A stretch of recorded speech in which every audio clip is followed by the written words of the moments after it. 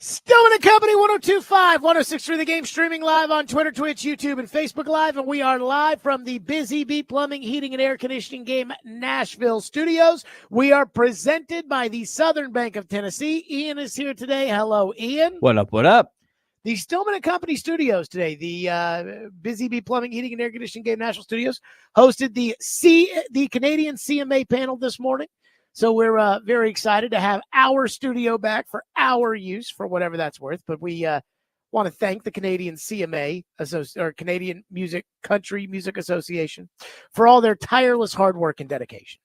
And you know what I love about them, and what I love about other organizations, and what I love about people that actually are successful, are people who have plans. I mean, people who, when they sit down, they have an outline and they explain how to get from point A to point B to point C, and not just promise you from A to Z and how they're going to get there. And I have no idea when it comes to Mike Borgonzi and how he sold Chad Brinker and Amy Adams Strunk on his vision for the future. I don't know exactly how detailed he was. With Rand Carthon, it was always a lot of big talk. It was always a lot of how great things were going to be, how great things were. And again, I kept looking at it saying, well, how do you get from point A to B to C to, well, the vibes, Jared, don't you get it? No, I don't. Which takes us to the biggest problem that the Tennessee Titans are facing right now. And we all know it. So do you. Ian, you know it. The biggest problem the team faces is the quarterback situation.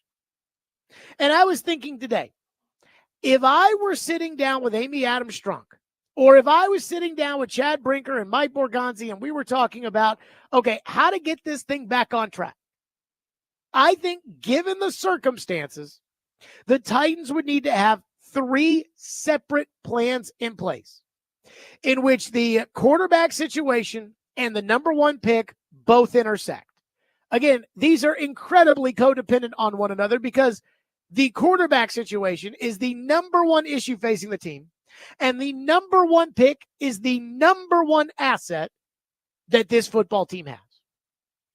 In some years, it's simple. In some years, it's easy. You have the number 1 pick, but you already have a franchise quarterback. Well, then you're deciding, okay, Travis Hunter or Abdul Carter.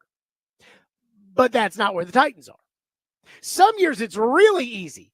Titans have the number 1 pick and Trevor Lawrence is on the board. Number 1 pick and Joe Burrow is on the board. Number 1 pick and there are 2 quarterbacks that are both high-end prospects. Now look, it may be Drew Bledsoe and Rick Meyer, but it still is easy. You're going to take the quarterback, number 1 overall, he's your guy. But again, there are a lot of people that do not think these quarterbacks are worthy of that. Which take me to what the Titans need to do. The Titans need to have 3 plans in place with the quarterback situation and the number 1 pick. And they need to be ready to operate plan A, B, or C and decide how badly they really want to do each one. There's plan A, which is the Titans go out and they get a veteran quarterback who is clearly QB1. So, seems like there's really only one guy that would fit that mold. That's Sam Darnold. And then once you get Sam Darnold, then you worry about everything else after that. The number 1 pick can now be traded back, and so you can get more picks, or you could use the number 1 pick on Abdul Carter and say, all right, we're going to shore up the defense. You could turn around and you could say, all right, we're going to use it on Travis Hunter. We're going to give Sam Darnold somebody to throw to. But again, if you do this with Darnold, and it seems like he's the only guy out there, though, look, maybe there's a situation where a team has a starting quarterback, and for whatever reason, they anger him and he wants out, then you can adjust this plan to fit that. But for right now, that would be the Sam Darnold plan. You either sign Sam Darnold in free agency or you trade for Sam Darnold, sign him to an extension, and he's QB1 of the Titans, and now you worry about building the team. Holes at right guard and right tackle and tight end and wide receiver. On the other side of the ball, the need for an edge rusher, an inside backer, safety help, etc. Plan number 2 would be signing a bridge quarterback. Justin Fields, Daniel Jones, Mac Jones, etc. And at that point, even after you sign a bridge quarterback, you can either draft a quarterback with the number 1 pick, trade back and acquire more picks, and you may be able to take a quarterback if you trade back because, again, if Blake Bedingfield has a second-round grade on Shedeur Sanders, I have a hard time believing Shedeur Sanders is going to go at number 2. But trade back, maybe take a quarterback. But again, if you trade back, and you won't get what you think you'll get for trading back out of number 1 this year, if these quarterbacks aren't legit, you won't get as much because, again, the reasons you're trading out of the pick are because there's not a slam dunk number 1 quarterback. And the reasons these teams would trade for the pick is because they want a slam dunk quarterback. So you're not going to get traditionally what you want. But what if you got a third next year, or excuse me, a third this year and a second this year, and you move back to number 4? And you could still take Sanders or Ward. But then you've also added artillery to be able to go and fill your right tackle need and fill your edge rusher need or fill your tight end need or do something like that. And then there's plan C, which is screw the quarterback position. Trade the pick and just load up. Where everything in the 2025 offseason is all about picks in the 2025 draft, but really building for the 2026 draft free agency offseason period. This is basically saying, forget about this upcoming season, which is not totally unheard of when a new administration comes into place. But you would be punting on this season. You would sign some kind of Scarbini quarterback, and you'd roll with him. And again, this is not unheard of. In 2023, I think 2 teams did this. The Washington Commanders put Sam Howell at quarterback, just, hey, let's see what Sam Howell's got.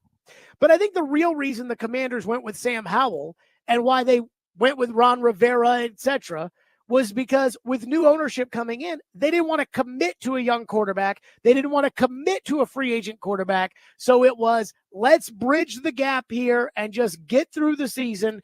And then when Josh Harris comes in, he and his guys will direct the franchise the way they want. And Arizona, that same year, did something very similar where, again, I think they punted on the 2023 season, but they did it because Kyler Murray had a torn ACL. It was a brand new administration that had come in there with Monty Ossenfort. Kyler Murray had torn his ACL. He was looking at a November, December return. And so let's just load up for the future. That's why they got rid of DeAndre Hopkins. No need to pay DeAndre if we're not going to get anything in return. But at the same time, Cleveland did that in 2016, and they finished 1-15. So it's not always fun to just give up on the season.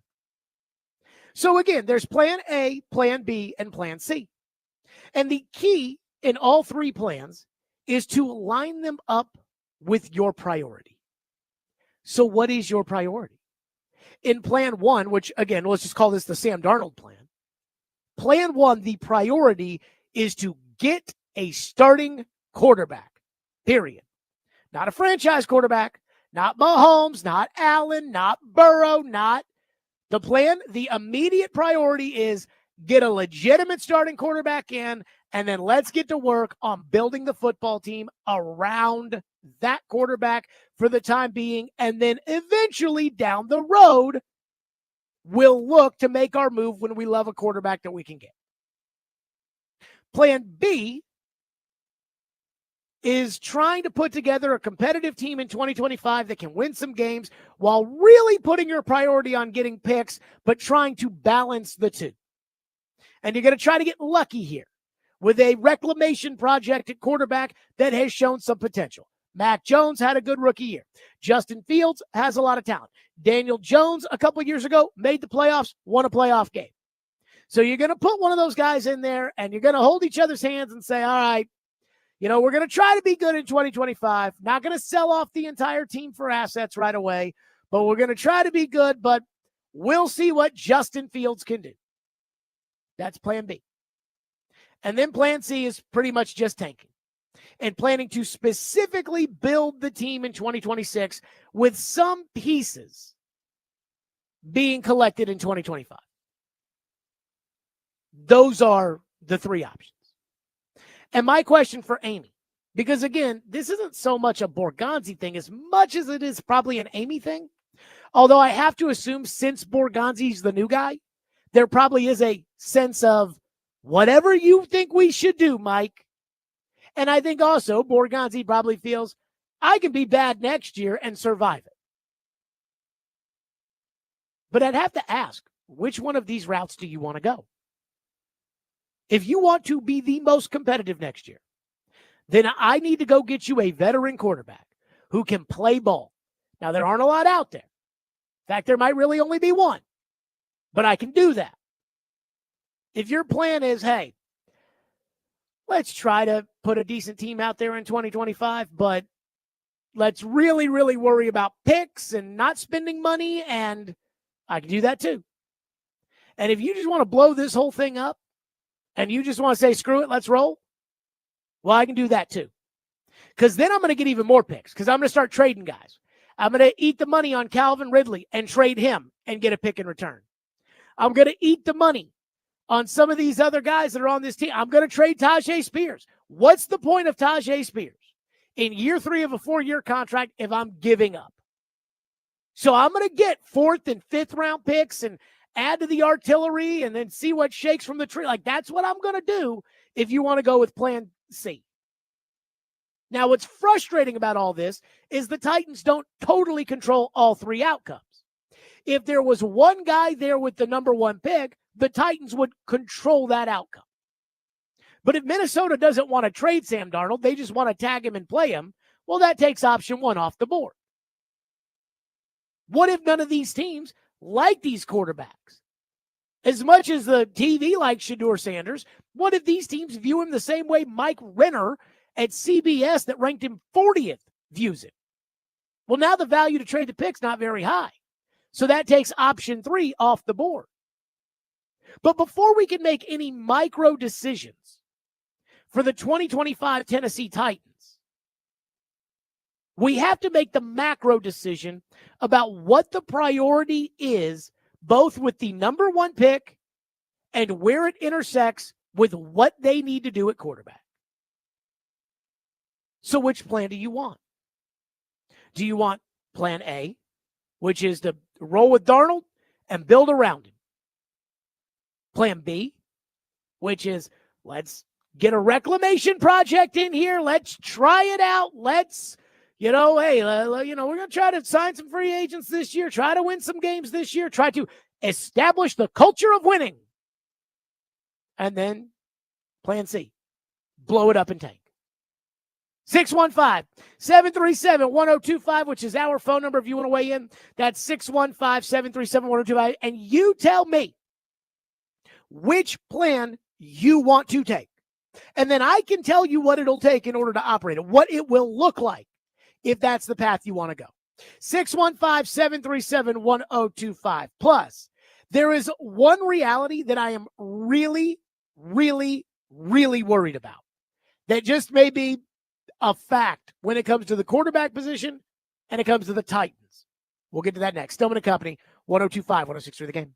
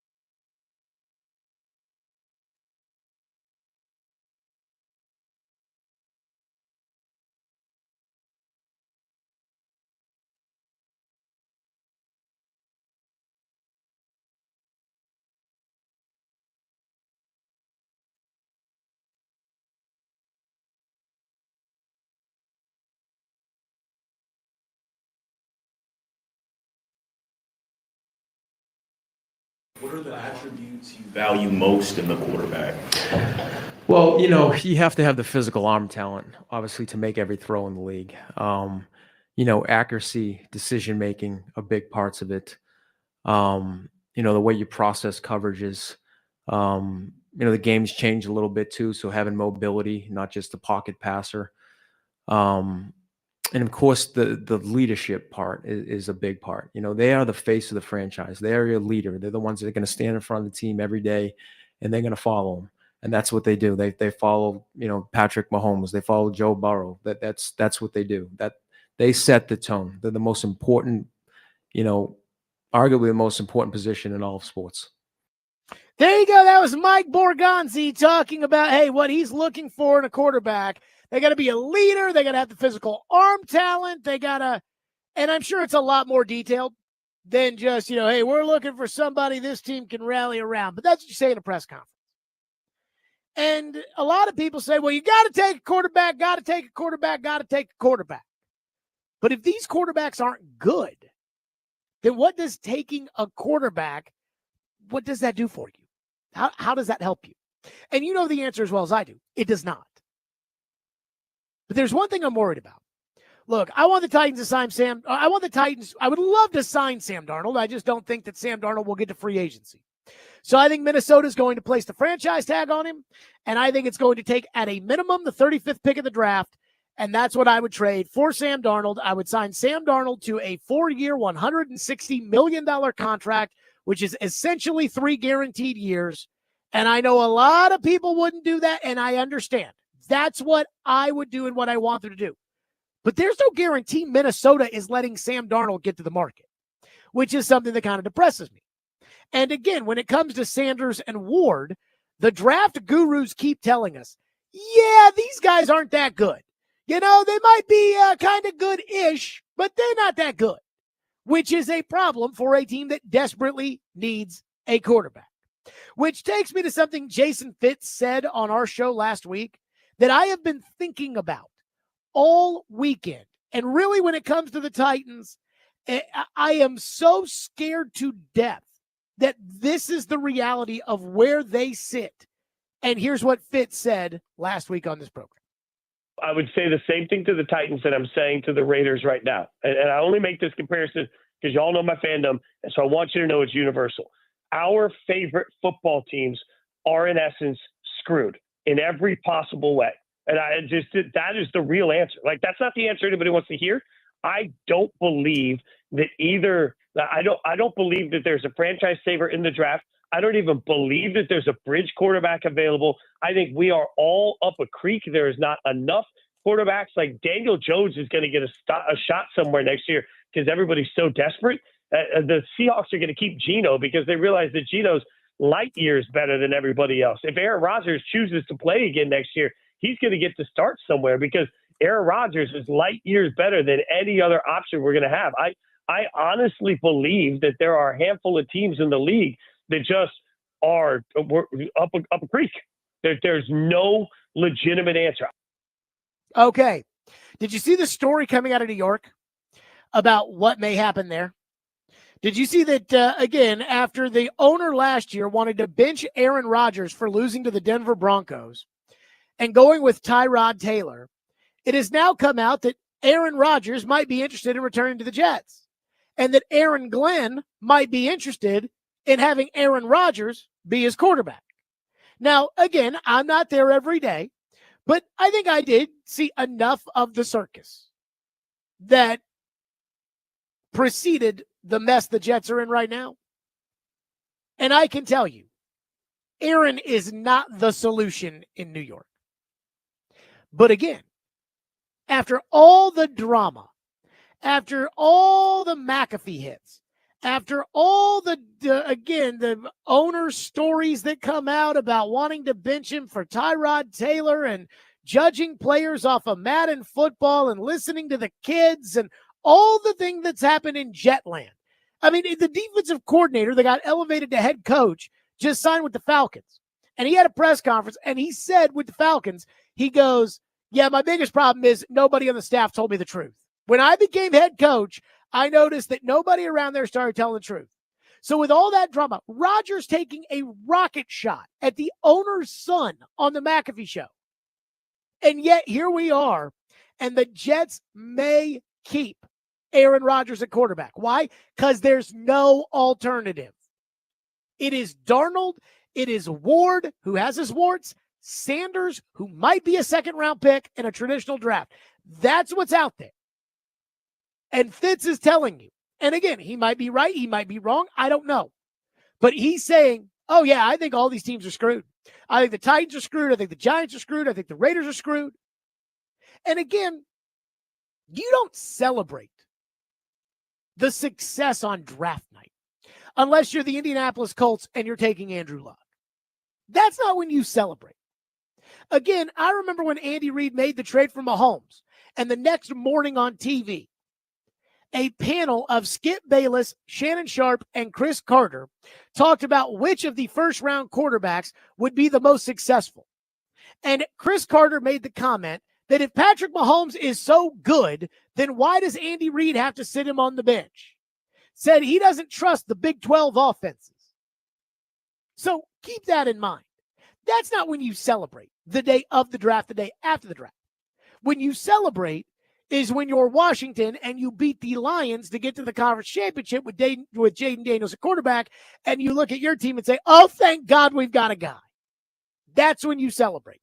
Chicago, the entire city and the entire fan base was ready to celebrate with Caleb. But I am worried that at the end of the day, after all these evaluations that Mike Borgonzi does, that Chad Brinker does, that Reggie McKenzie does, that whoever that Bozo Ziegler, that they just, whatever he does, because I don't think they really give a rat's ass what Brian Callahan thinks around there, that ultimately, whatever ends up happening, they're going to sit there at the drawing board and they're going to say, yeah, we're screwed. Minnesota won't trade us Sam Darnold.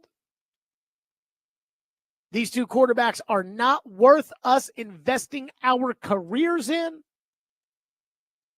And all that's out there right now is Russell Wilson, Mac Jones, Daniel Jones. I mean, people are talking about Justin Fields. Fields. The owner of the Steelers came out yesterday and said they're probably going to re-sign either Wilson or Fields, but not both.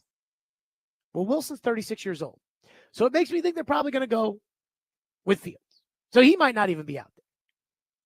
And I am worried to death of what Fitz brought up, which is the idea that the Titans at the quarterback position might actually be screwed.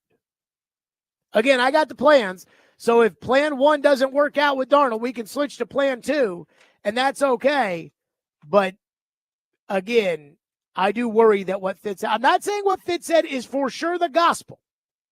I am telling you that I am worried. And that I am worried that that is, in fact, a reality. That the Titans, the Raiders, the Giants, the Browns, all these teams are all going to be left swapping spit. And boy, that depresses me.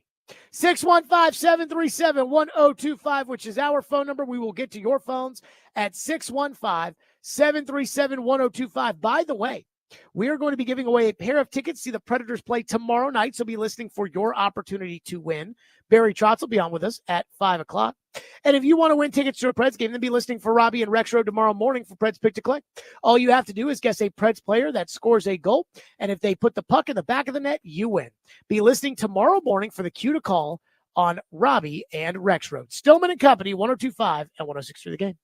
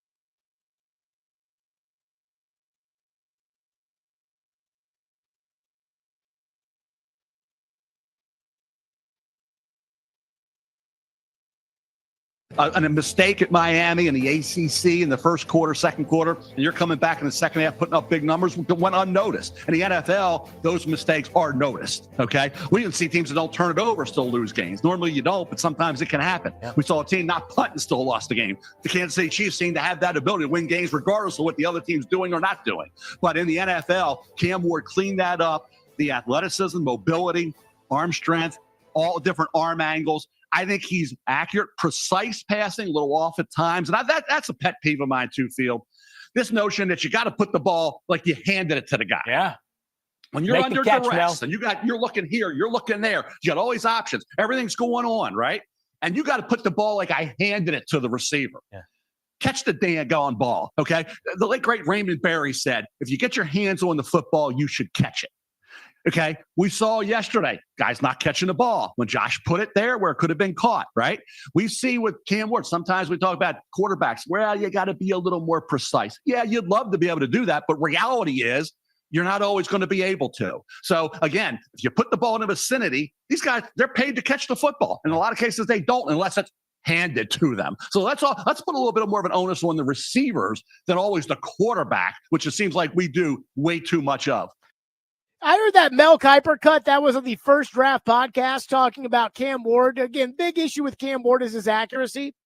And I hear Mel talking about Cam Ward being like, sometimes the receiver got to catch the ball too now. I mean, this idea that the quarterback has to put the ball right there is just ridiculous to me. Mel, that's the NFL. I know Mel's trying to sit there and say, at what point can the receiver go out there and make a play? I mean, if the quarterback's got the quarterback of the NFL, they always talk about it. This is open in college. This is open in the NFL. And when I heard Mel say that yesterday on the First Draft show, I thought to myself, is Mel Kiper really sitting here talking about, the problem is that the quarterbacks who aren't all that accurate need receivers to help them make special plays. Right. But if you want to beat Patrick Mahomes, you have to be accurate. The only way you don't have to be incredibly accurate in order to be a good quarterback is to do exactly what Jalen Hurts is an accurate passer. He doesn't have the arm strength of a Justin Herbert or something like that. But you need to basically have the best team around you so you can stand back in the pocket, pat the ball, and throw to a wide open guy. But if you want to be good in the NFL, you have to be an accurate quarterback. Sorry. Now, Josh Allen improved his accuracy, but the idea that, you're just going to have to live with Cam Ward not being accurate. Well, again, then you've got Anthony Richardson, and that's not going to work. And he's not the athlete Anthony Richardson is. And I was okay with that. With the athlete Richardson is, it's kind of like Lamar Jackson. Lamar's not the most accurate passer in the world. But Lamar's dual threat ability allows him to make guys more open because defenses have to commit to Lamar's running on top of his passing. But again, if you want to go toe-to-toe with Allen and Mahomes and those guys, you got to put the ball where it's supposed to be. And for Mel to rail on it, I thought is just ridiculous. Just crazy. Phone lines driven by WilsonCountyHyundai.com at 615-737-1025. David says, plan 2. Sounds good to me. Again, 3 plans. This is what I would sit down with Amy Adams Strunk if I was Mike Borgonzi, or if I was sitting down with Mike Borgonzi, and I would say, you have 3 choices. You can either go solidify the quarterback position with Sam Darnold and then build out a team from there. And you're not building the team for next year. You're building it for down the road, but you are trying to win with Sam Darnold at quarterback. Or I can go 1 foot in, 1 foot out, get a reclamation project like Mac Jones or Daniel Jones or Justin Fields or something like that. Keep my veteran players on the team because I'm going to try to win some games next year. Draft for needs this year because, again, I'm going to try to win some games. But still think about trading out and things like that. If you do that, you'll have about $70 million to spend. You'll need to trade back in the first round to make sure you can still take the McMillan kid out of Arizona, the receiver, the Campbell kid out of LSU, maybe the Walker pass rusher. So you either get the offensive lineman out of LSU, the pass rusher out of Georgia, the receiver out of Arizona. So you get one little piece there, add a couple of future picks in there, and then you got to go out in free agency and you still have to get, a right guard, a right tackle, a tight end, an edge rusher, a safety, an inside backer, a kicker, and a kick returner, and you have $70 million or so to do it. You know what's very likely, though, if you do that?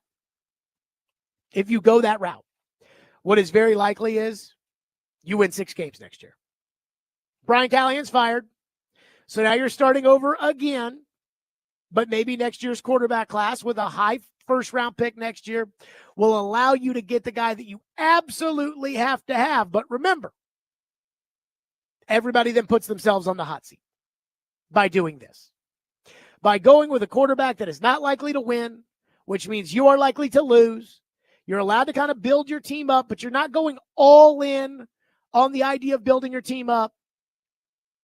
And you're certainly not going to make the playoffs when it comes to Daniel Jones or Mac Jones or whomever playing the quarterback position. One texter into the text line says, I am worried. The more that I hear you talk about the Titans going out and adding Sam Darnold, the more I fear that they may do that. What makes me worry about Sam Darnold is the idea that the Titans will be a middle-of-the-pack team again. That would make us more like the Bengals than it would make us more like the Chiefs. So, again, when it comes to being a middle-of-the-pack team, isn't that better than what you are now? And again, you say you want to be the Chiefs. You want to be the Chiefs with Mahomes. There is a far bigger difference than the Chiefs with Mahomes and the Chiefs where they started, which was with Alex Smith. And the Chiefs with Alex Smith, with, again, Mike Borgonzi was a part of that group there in Kansas City that built that team up. They were a good team that couldn't get over the hump in large part because of the quarterback. Well, they still had to build the team up in order to then insert Mahomes and have a team good enough and capable enough to get over the hump, if that makes any sense. Saying that you want to end up like the Bengals, I mean, I would love to be the Bengals. The Bengals are a couple fixes away from having a team that's right there with Kansas City, Buffalo, and Baltimore. Get a player here, get a player there. Spend a little bit more money, Mike Brown. By the way, Solomon Wilcott, speaking of the Bengals, he will be on our show at the Super Bowl. That is confirmed. But again, those things have to get done now. But in order to be the Bengals, you have to get an all-world talent at quarterback, and it doesn't sound like that all-world talent exists. So if you're out on Darnold, again, this is Cody who says, don't want him, puts us in the middle of the pack.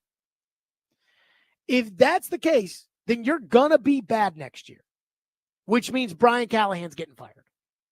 So now you're starting all over with the coach, and that Mike Borgonzi's on the hot seat next year, and what you want to do is essentially what this team did last year. That's what plan 2 is. Chip in Mount Juliet says, if you move Sam Darnold out of the Kevin O'Connell offense, you get the old Sam Darnold. See, that's funny because I've heard that, oh my God, Jared, there's no point. There's 0 point in us having Sam Darnold because the only reason Sam Darnold is any good is because Kevin O'Connell is his coach and Justin Jefferson plays wide receiver. Which leads me to this question.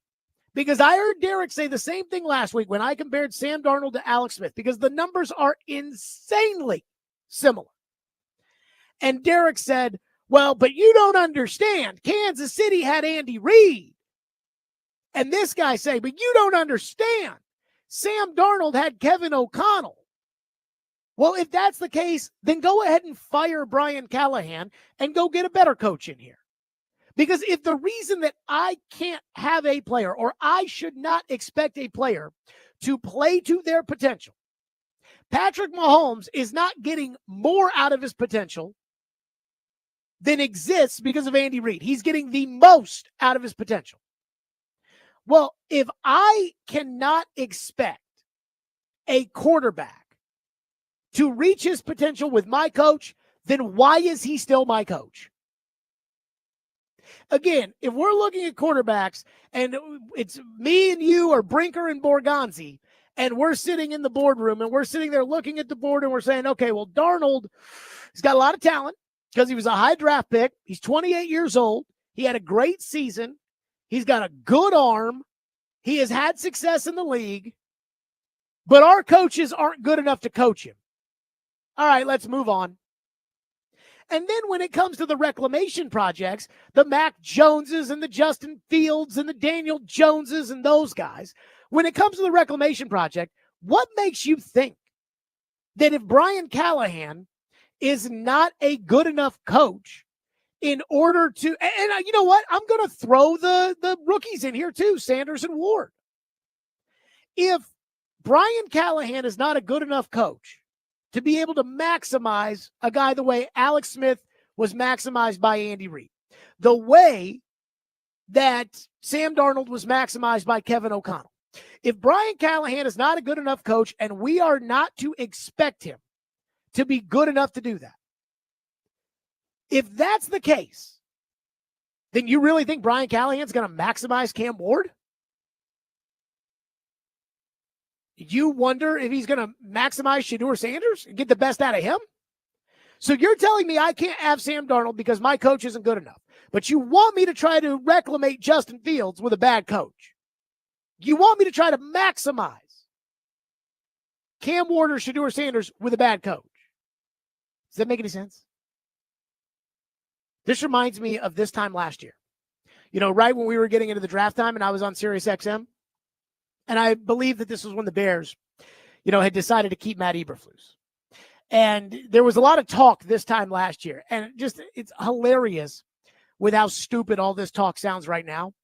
But there was talk about, do the Bears trade the pick again and try to give another year for Justin Fields? And I was like, no, they're going to draft Caleb Williams.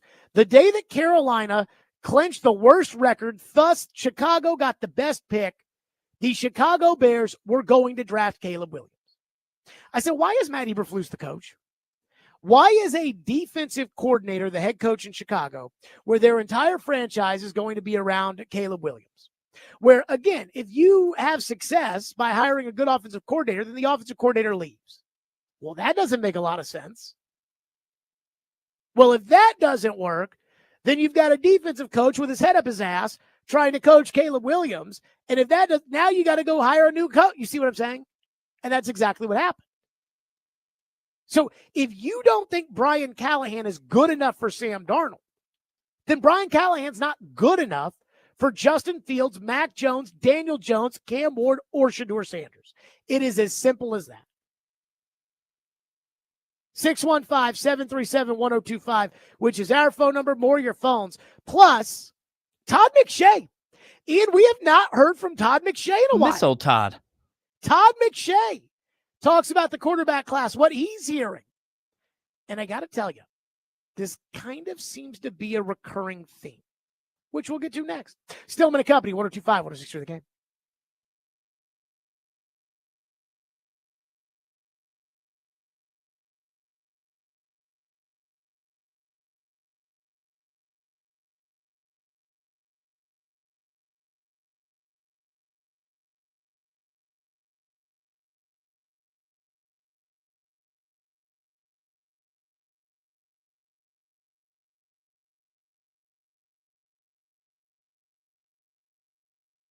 Let's talk about Hiller Plumbing, Heating, Cooling, and Electrical. I love Hiller. Hiller takes great care of my home, and they will do the exact same for you. I've been using Hiller since 2018, and Hiller has been in business since 1990, and they're family-owned and operated. And Jimmy Hiller was recently named amongst the most admired CEOs because of the way he truly cares for his team and his clients. Hiller takes care of the customer on every job, every day. And again, I know this because I use Hiller. They've got 100% satisfaction. If happy you'll be or the service is free. And you can learn more by visiting happyhiller.com. That's Hiller Plumbing, Heating, Cooling, and Electrical. Proud supporters of the Preds, the Vols, and Vandy. Hiller. Call that fish truck today.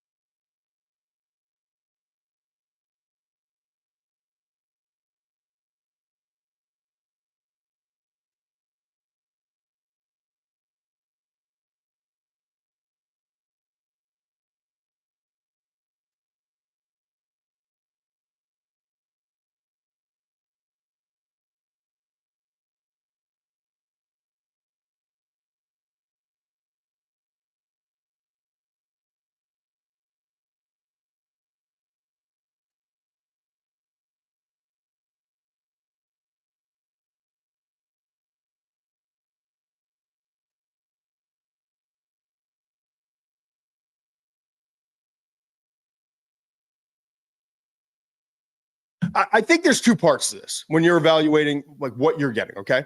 The first part to me, if you're favoring Cam Ward over Shador's the best passer in this class, best pure passer. His instincts as a passer, not in the pocket.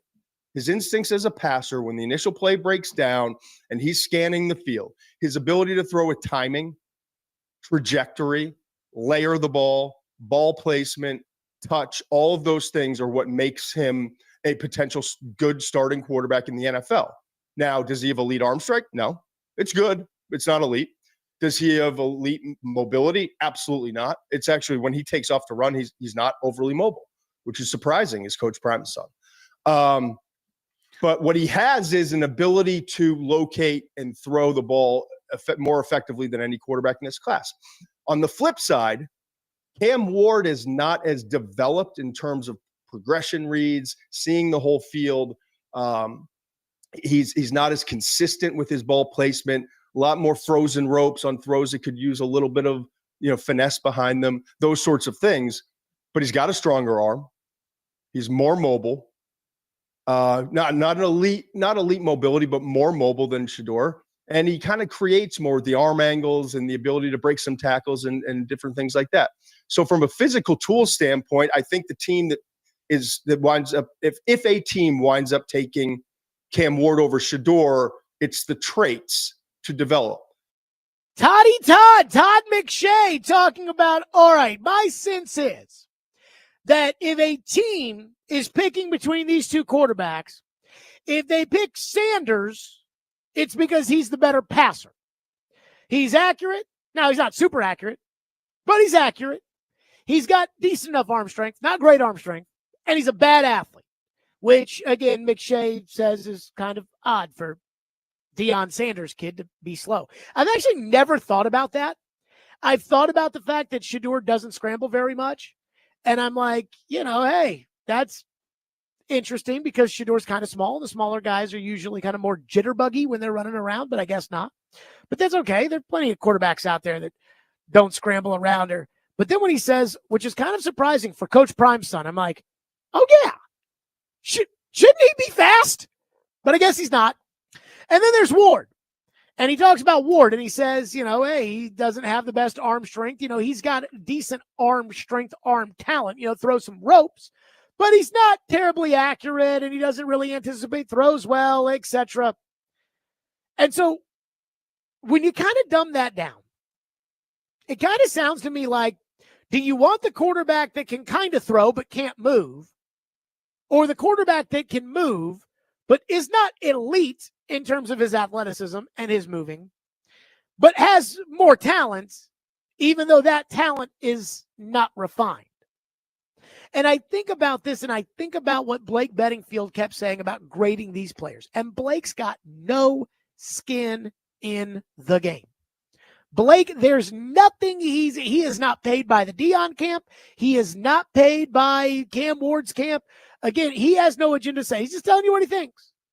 And he said at paulkarsky.com, second round grade on Sanders, which is maybe a backup, maybe a starter, and low first round grade on Ward, which is he could probably be a starter. But again, we're looking for franchise caliber quarterback. And it sounds like that description Todd McShay had, which is, well, one guy can pass, but he's not elite at doing it, and he can't move. And the other guy can move, but he's not elite at doing that, but he may not be able to pass. Probably tells me that neither guy is worthy of the number one pick. And this is what I keep going back to, that for whatever reason, I think some fans just cannot accept. And I think some teams can't accept it because they're desperate, because they know they have to impress the owner with a young quarterback, because they know they have to strike gold. And the Giants may be an example of this.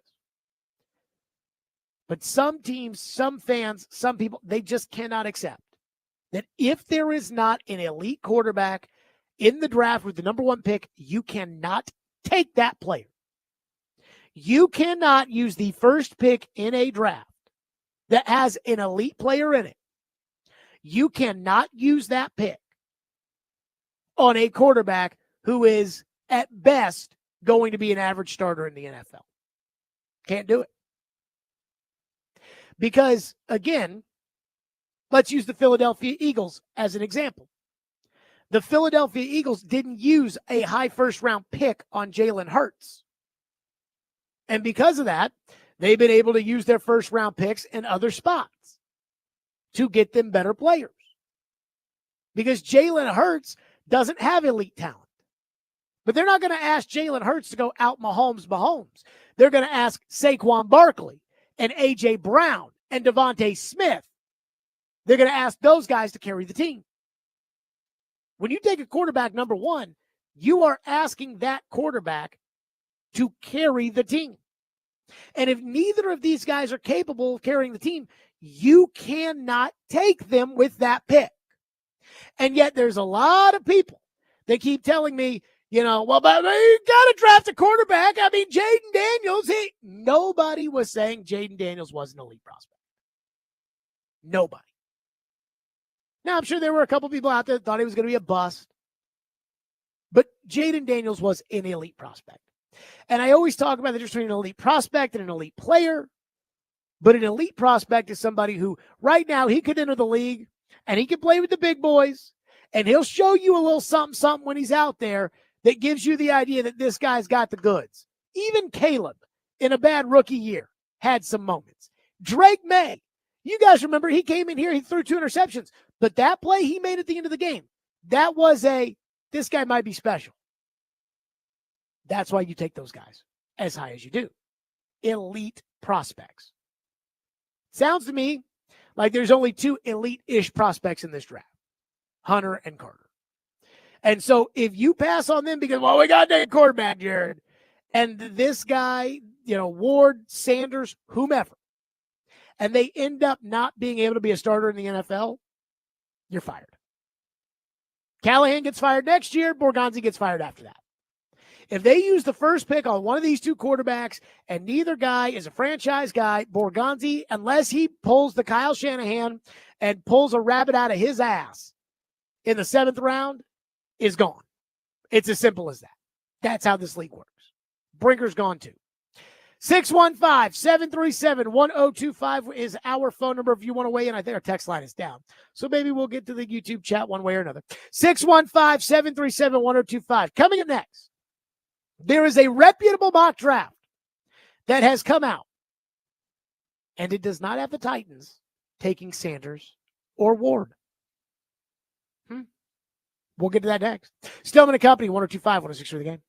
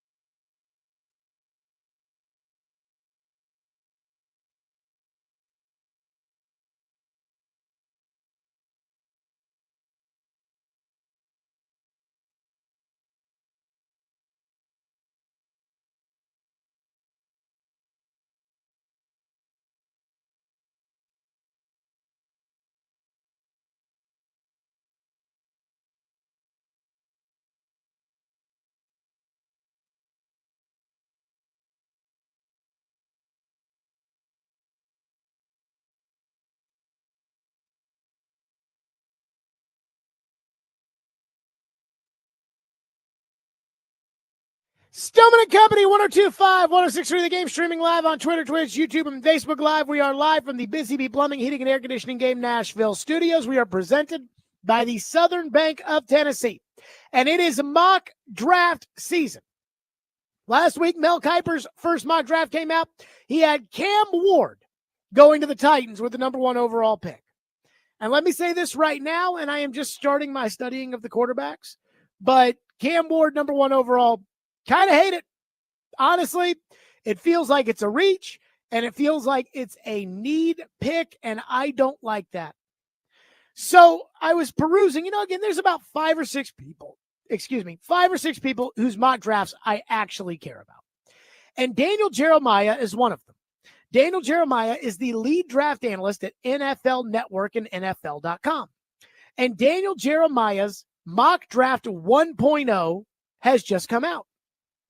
And so as soon as the underclassmen declare for the draft, which the deadline was last week, he puts out his first mock draft. And it's actually a lot easier than it used to be. Because it used to be with the Titans when they would win games, somebody would come out with a mock draft and I'd have to scroll all the way down like, oh God, let's see how many scrolls I got to get to 19 before they get to the Titans. Don't have to do that anymore because the Titans have the number 1 pick in the draft. And according to Daniel Jeremiah at NFL Network, according to his mock draft, the Tennessee Titans select Abdul Carter, the pass rusher out of Penn State. I saw that this morning, and I was floored. I was like, Abdul Carter, not Cam Ward, not Shedeur Sanders? Daniel Jeremiah writes, quote, "My ears perked up when the Titans president of football operations, Chad Brinker, said the team wouldn't pass on a generational talent with the first pick. To me," DJ says, "Carter is the best player in the draft, and he plays a premium position. I could see Tennessee looking to add competition for Will Levis in the free agent market or later in the draft." Now, we'll get to the Levis stuff because I heard that Brian Callahan said that Levis is going to be training with Jordan Palmer, the quarterback guru coach or whatever. And let me just say this. The Levis thing is over. It's done. He's not going to be on the team next year. He's not going to be the quarterback. They'll say all the right things. They'll say, yeah, we're working through it, but it's over. So forget about that. But Abdul Carter, number 1 overall to the Tennessee Titans. By the way, Jeremiah has Travis Hunter at 2, Cam Ward at 3, Will Campbell, the tackle from LSU, at 4, Mason Graham, the defensive tackle out of Michigan, at 5, and Shedeur Sanders at 6. I got to say this. Don't hate it. Don't hate it. I do not hate Abdul Carter, number 1. Daniel Jeremiah's scouting report also at NFL Network, quote, "Carter is an electric edge rusher." Isn't that kind of all you need to hear? Hey, he's an electric edge rusher. All right, premium player, premium position. The question I have is he the kind of draft prospect that, say, Will Anderson was a couple years ago, or is he kind of a step below that? But he writes, "Carter is an electric edge rusher. He has average height and bulk, but he has an elite burst, and his ability to flatten at the top of his rush is special. He gets a lot of early wins because of that speed, and he also has a nifty swipe/rip move. If tackles overset, he senses it early and crosses their face for immediate pressures and sacks. He also has a natural ability to retrace underneath when a quarterback climbs the pocket to avoid him. He can press out and control tight ends at the point of attack. He's a blur when chasing down plays down the field. And overall, Carter can take over and completely wreck an offensive game plan. He demands attention on every snap, and that is going to free up everyone else around him." That is the kind of player you take with the number 1 overall pick. Again, I have no idea if Abdul Carter is Will Anderson or if he is Lorenzo Carter. I have no idea.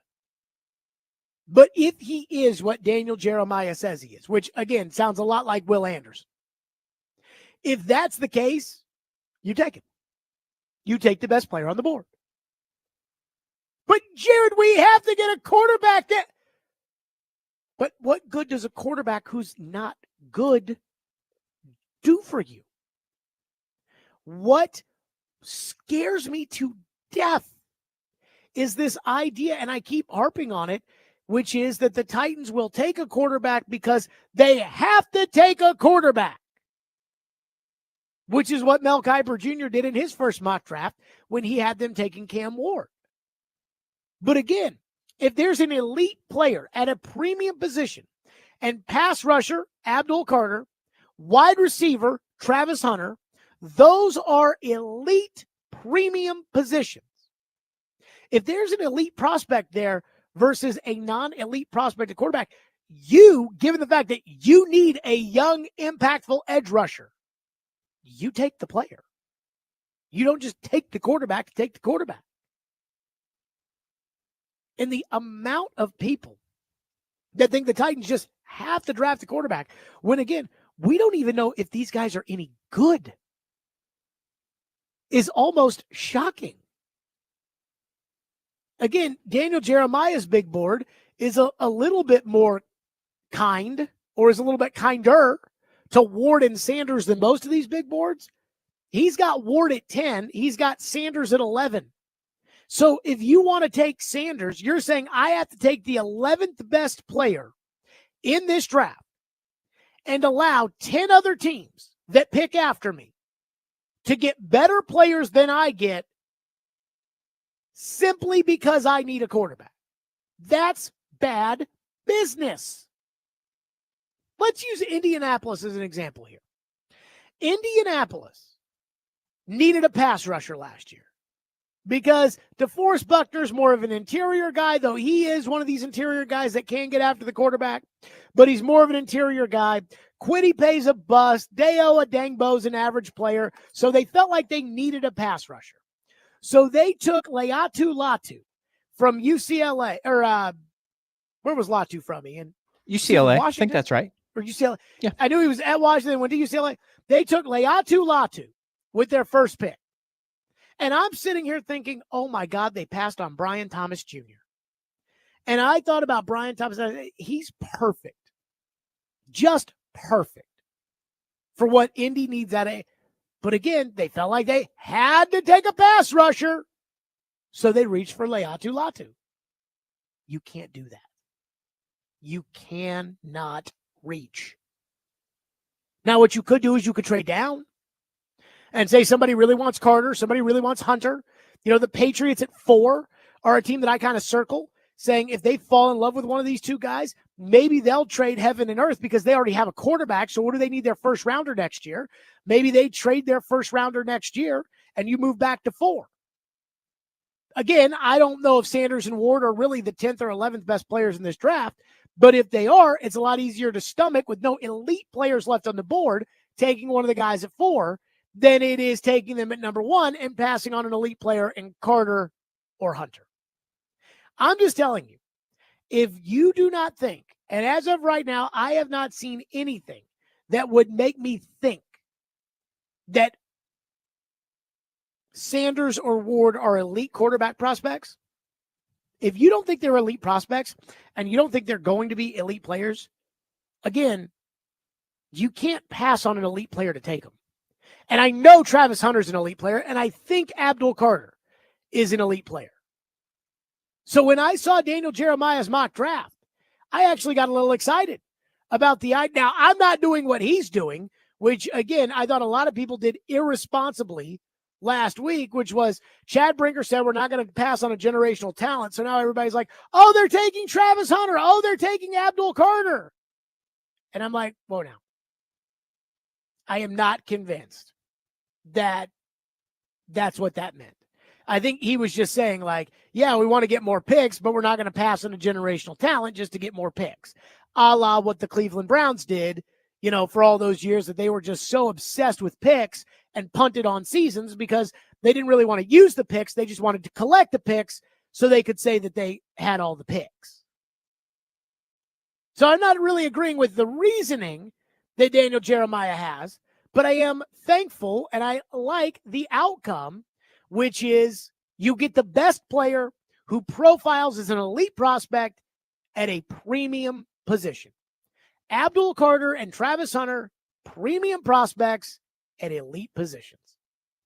That I can take. Again, reaching for Sanders or Ward, that makes me sick.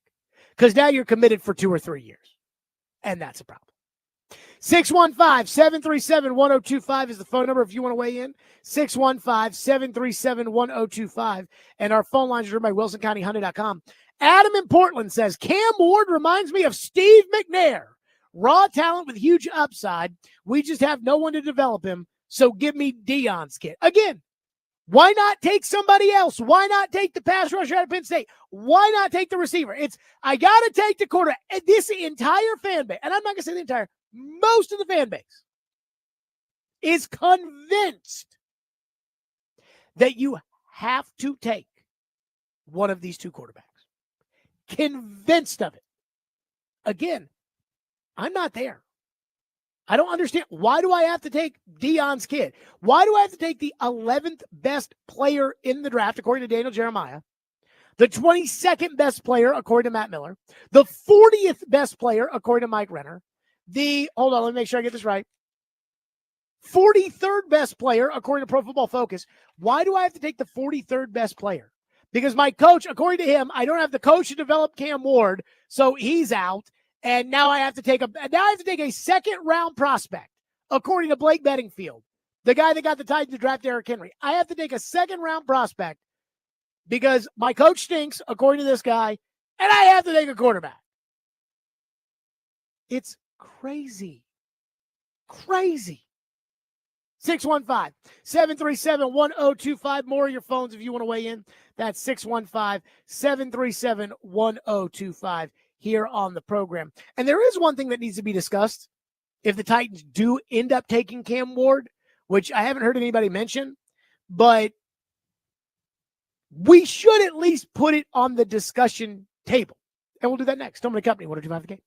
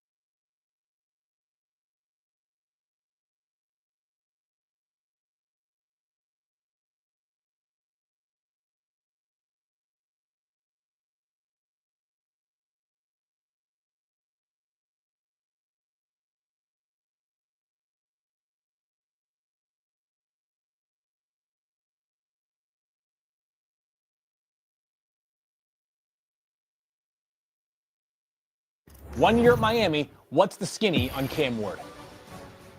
Cam Ward, 3 different schools, Incarnate Word, Washington State, a couple years, and then this past year at Miami, where he elevated that program. And it's certainly Cam Ward, when you talk about why he's QB1 with a lot of people, it's because of a stronger arm and more mobility athleticism. That's why Cam Ward, for some people, is QB1. I think the problem is when you talk about with Shador, and you mentioned it, that tick faster, don't hold the ball, right? Well, that changed in the NFL. In Colorado, you're trying to let things happen and open up late. There's a fine line between allowing going through progressions and allowing things to happen late and holding the ball too long. That's the big second guess is, why did he hold it? Or why didn't he throw it away? Or if he does, throw it away. Why? Was there somebody breaking open? Why didn't you see that? The field vision we talk about. Cam Ward can sling it from all arm angles, various arm angles, okay? So he's going to give you that new wave look, that way we're seeing in the NFL now with all these arm angles and ball coming out, going left, going right. Reckless, careless at times. Fumbles, clean that up. He did more this year. That was Mel Kiper Jr. talking about Cam Ward. So basically he's saying Cam Ward has a lot of natural God-given talent, but he has bad mechanics and he needs to protect the football. And my big issue, I watched a Cam Ward game against Cal, and one thing I have a huge problem with is Cam Ward does not recognize the blitz. I mean, it's 3rd and 4. Cal's got 9 guys in the box. They end up sending 6, and Cam drops back, and when the blitz comes and it doesn't get picked up because he didn't recognize it, when it doesn't get picked up, he runs backwards. So he's still going backwards, back, like Chris Berman home run call. He's going backwards, and he's then trying to find a way to I'm like, dude, you got to see all these guys coming at the line of scrimmage, and you got to know, hey, this back's going to leak out of the backfield. So if I can hold them with my eyes, because there's only going to be, if they're sending 6, there's 5 back out there, which means it's kind of man for man with no safety, or it's probably, which is more likely, a zone coverage, and there's going to be, 2 high safeties, and I'll be able to dump it off to the back who'll be able to pick up the 4 or 5 yards for the first down. But again, that's not his game. So I'm starting to wonder this when it comes to Cam Ward, because I keep hearing Mel's not the only one who says he's got talent, but we played a cut from Todd McShay earlier saying that if you take Sanders, it's because he's the better passer right now. If you take Ward, it's because his traits are better. I talked to a former NFL general manager, I believe last week, who I asked, I said, do you think any of these quarterbacks are any good? And they texted back and said, kind of like Ward, but he's got a lot to work on. And so the one thing that I guess hasn't been discussed, but probably needs to be, is if you take Cam Ward, do we think maybe he needs to sit on the bench? I keep hearing Ward has the traits, but he needs to work on something, whether it's his processing or his mechanics. And I know right now, no Titan fan, I'm sure I don't even want to look at the text line right now, because, again, I'm bringing up the idea that if you take Cam Ward and you want to take these traits and make him an elite quarterback, it's going to take a lot of time. No Titan fan is going to be interested in the hype surrounding taking Cam Ward with the number 1 pick and then being told that he needs to sit on the bench. And by him sitting on the bench, that means that Daniel Jones is going to go out there and play quarterback for the Titans. But what do we know about the decision makers of the Titans? The guy who's got final say over all things football related comes from where? Green Bay. He was there when they transitioned to Aaron Rodgers. He was there when they drafted Jordan Love. That's the Green Bay way. The general manager comes from where? Kansas City. What did they do in Kansas City? In fact, he answered that himself at his opening press conference about what exactly they did in Kansas City. With Patrick, we identified him early. It was a rare skill set that you could see. And, we took it through the process in the spring, and we brought him in the building, met with him at the combine to really figure out his football intelligence, which was very high. And then we had a plan for him when we drafted him. We had Alex Smith at the time, and we were disciplined with that plan. There was a lot of temptations to play him, especially, when you saw him in training camp, but we stuck to that plan. And that was part of the development of the quarterback. There was things that he needed to improve on. And we had a first-class person in Alex Smith that really took him under his wing and taught him that. So every quarterback's different in terms of the development and what they need. And that's the important part for us to figure out here in the spring. Okay. So if all the draft gurus and even former GMs, so real people, are saying, hey, Ward's got talent, but he needs to work on his mechanics, but he needs to recognize the blitz. He needs to get rid of the ball sooner. He needs to take better care of the ball. He needs to clean stuff up. If that's the case, given how important it was that Mahomes sit the bench in Kansas City, given how important it was that Aaron Rodgers sit the bench in Green Bay, that Jordan Love followed the same plan and sit the bench behind Aaron Rodgers, would it make sense that the Titans take Cam Ward and stick him on the bench with the idea that, hey, we're going to work these problems out before we stick him out there? And here's what Mike Borgonzi has that Mike Vrabel would never do, and Rand Carthon I don't think could do, which is Mike Borgonzi could draft Cam Ward and then walk upstairs and tell the assembled media that Cam Ward will start the season on the bench as the backup to Tyrod Taylor, or the backup to Justin Fields, or the backup to whomever. Mike Vrabel would have never done that because, again, Vrabel, coach, old school player, everybody earns everything. They drafted Will Levis. He got up there and said, on Monday, Ryan will be number 1, Malik will be number 2, and Will be number 3. Like, when you took Levis in the second round, it was obvious that Levis is now more of a priority than Willis. But Vrabel can't do that. I mean, Vrabel probably can't even tell the media today that Drake May is his starting quarterback. Probably on day 1 of OTAs, Drake May will be the starting quarterback. And Rand couldn't do that because, again, Rand was never really about a plan. Rand was kind of more, look at what I just did. Yay. Borgonzi can set the tone. Get up there and say, look, we think Cam Ward's going to be a special player, but he's going to sit the bench. And so Tyrod Taylor is starting this year. Daniel Jones is starting this year. So as much as we talk about what are they going to do, are they going to go all in on, quote unquote, solidifying the position with Sam Darnold, which is what I want them to do, which is what many of you hate for them to do? Are they going to go all in doing that? Or are they going to go with a bridge, Fields, Daniel Jones, Mac Jones, etc.? Or are they going to draft Sanders or Ward? Would it be smart not to rule out the bridge and drafting Sanders or Ward? Again, whatever they do in March is going to tell you what they're going to do in the draft. If they decide to sign Tyrod Taylor, and I use Tyrod Taylor as an example because Tyrod Taylor was the starting quarterback in 2018 at the beginning of the year for the Cleveland Browns after they drafted Baker Mayfield. Tyrod Taylor was the starting quarterback for the LA Chargers in 2020 when they drafted Justin Fields. So this is nothing new to Tyrod Taylor. And on top of it, I believe it was Rick Spielman, the former Vikings general manager, who said on his podcast that Ward reminds him of a better version of Tyrod Taylor. So what you want is you want to run the offense, you want to put it in with Tyrod, but you're really putting it in for Cam Ward. So I'm using him as the example. If they sign Tyrod Taylor, that tells you they're going quarterback in the draft.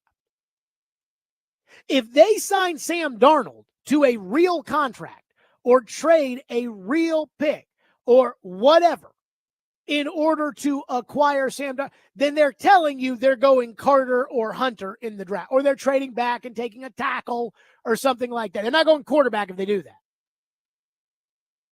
With the bridge options, Fields, for instance, I saw the PFF expectation for Fields is a 1-year, $11 million contract. If you do that, you kind of can do either or. But again, signing a guy to a 1-year contract does not say that, hey, this feels like a solution.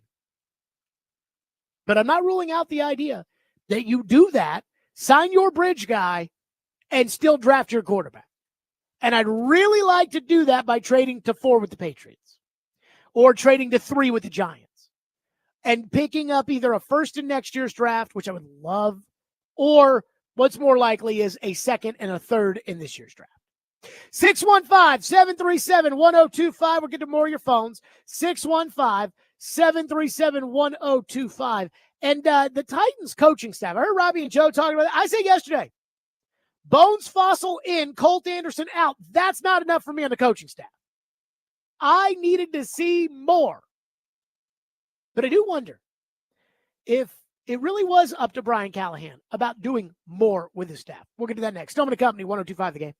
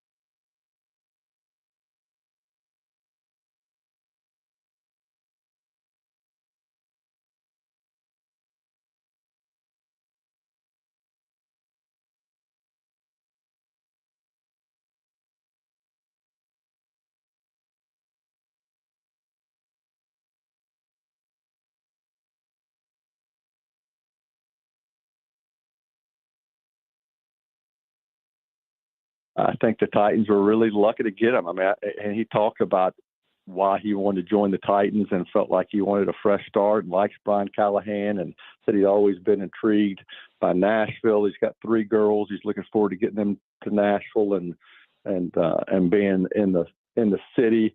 But he brings moxie. I mean, he brings a great teacher here. Yeah, Colt Anderson's a really nice guy. I liked him. I felt bad for him because you don't ever want to see guys not have success, and he had a tough time, and he didn't have a lot of experience, obviously, coming here.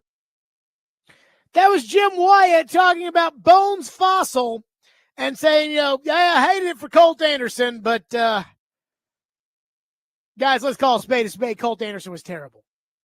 So, again, the Titans coaching staff is technically not finalized because a guy like Bo Hardigree, the quarterback's coach, is currently interviewing for the Chicago Bears offensive coordinator job, so he could get a job there. The coaching staff this time of the year is very fluid. But the Titans felt strong enough to make it official.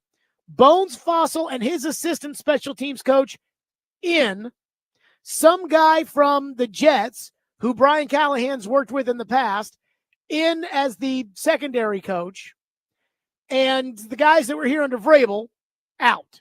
So Anthony Levine, the assistant special team coach, out under Vrabel. Justin Outen, the tight ends coach, out. Chris Harris, the passing game defensive coordinator, out. And it was noted in the Titans release that those three guys had expiring contracts and they weren't renewed. And then Colt Anderson will not remain on the staff, which means Colt Anderson was fired, and that means he had more than 1 year on his deal, so the Titans are still going to pay Colt Anderson. Which now takes us to Brian Callahan's staff. I almost have to wonder if the Titans coaching staff didn't have the major changes that I feel were completely necessary.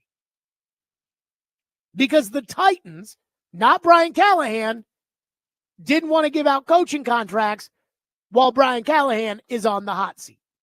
There is no doubt Brian Callahan is on the hot seat. If they start off 1-5, he's gone in the middle of the year. And they just hired a guy who's got interim head coaching experience who can take over for him. Brian Callahan couldn't be on more of a hot seat. The guy who hired him has been fired. His record, worst in the league. Every week for the month of December last year, Brian Callahan was asked about his job status. He was asked about it after games. That is the hot seat. He told the CBS broadcasters that his kids were coming home and saying, Dad, is it true you're going to get fired? That's the hot seat. Again, people think hot seat means fired. Hot seat doesn't mean fired. Hot seat means your ass is burning because of how much talk there is about you getting fired, and that's all there is with Callahan. So when it came to the coaching staff, and I was told that Brian Callahan, when he kept his job, Brian Callahan, what I was told was Brian Callahan will be the first to admit that he's got to do things better. Brian Callahan, and I can find this very relatable, said at the end of the year press conference that being a head coach in the NFL is a lot like being a parent. You can think all you want about what I'm going to do when I'm head coach, but it's never really the same as having a screaming baby changing diapers at 3 a.m. in the morning when you just got to figure it out. Again, I can relate to that. So what I was told was Brian Callahan would be the first to tell you that he realized he has to do things differently from year one to year two, which I completely agree with because year one wasn't good enough. And I'm not convinced, after covering Callahan for an entire year, I'm not convinced he's a good coach. I'm not going to say he's a bad coach because I don't know, but I'm not going to say he's a good coach. But the number one thing that I felt like I was going to see when it came to Brian Callahan and the mea culpa of I need to get better was I thought I was going to see a massive change on the coaching staff. And instead, it's the special teams coach. That's pretty much it. The special teams coach is out.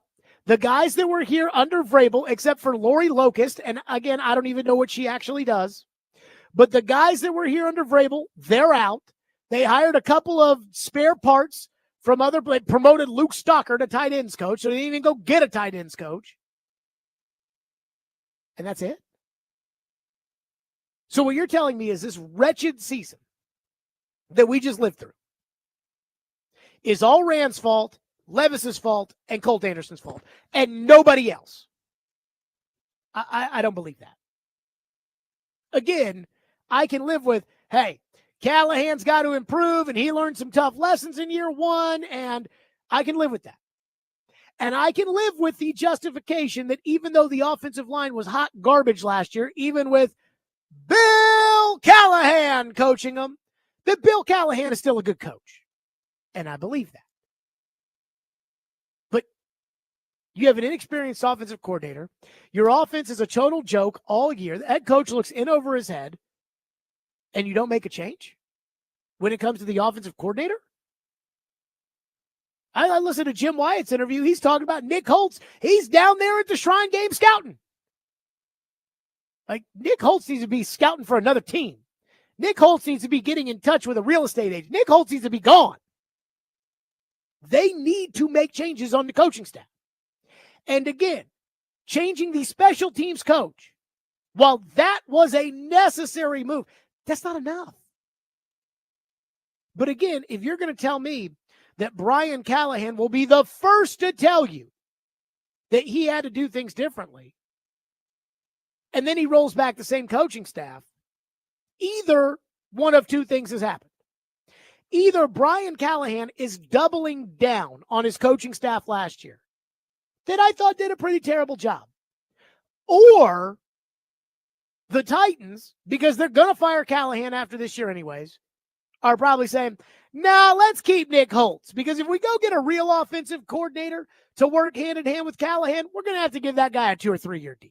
We don't want to do that. Now let's keep Denard Wilson, because if we go do what Jared Stillman says and we go get a veteran defensive coach, the same way the Eagles went out and got Vic Fangio, if we get one of these defensive coaches, the same way the Cowboys just got Matt Eberflus, if we go get a real defensive coordinator, we're going to have to give out a multi-year contract, and we're going to be firing Brian Callahan at the end of the year next year anyways, so now let's not do that. It's got to be one of the two. Either Callahan believes in these guys, and I don't know what he saw last year that would lead him to believe that other than pure Vrabel-level stubbornness, or the Titans are like, no, we don't want you to go buy another defensive coordinator because we're going to fire this one when we fire you two. And then when I see Vrabel's staff and I see Doug Marrone, a real offensive coach, as the offensive line coach, I kind of wonder, is that what they did to Vrabel here? Where it was like, yeah, Mike, we don't want you going out and getting any new real assistant coaches, because if you do that, then we have to give out real contracts, and we don't want to do that. Again, I think the only two coaches that they hired that weren't already on the staff, and I could be wrong about this, but the only two coaches they hired that weren't on the staff, well, no, Tom Quinn they hired, he wasn't on the staff. But again, I think that the coaches they hired that weren't on the staff were Justin Houghton and Chris Harris, and they kept them on the new staff. And again, maybe it was because they didn't want to fire them while they still had contract money coming their way. Which, for an organization that has no problem paying head coaches and general managers not to work, I mean, does it really matter if you're paying Denard Wilson?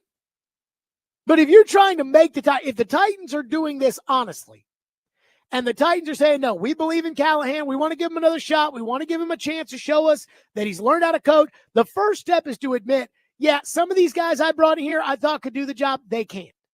And going out and getting veteran people that know how to do it, not just on special teams.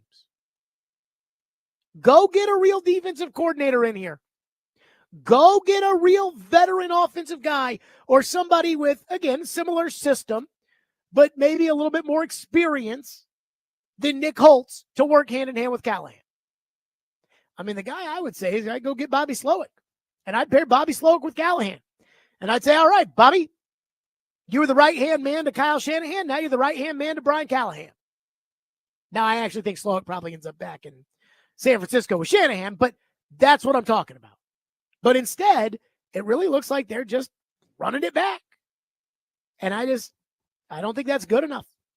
And I wonder if, again, I wonder if Callahan's doing this because he really is a bad coach and he cannot delineate good coaches from bad coaches, or if his hands are tied because the Titans don't want to commit to new coaches because they're probably going to fire him after this year anyway.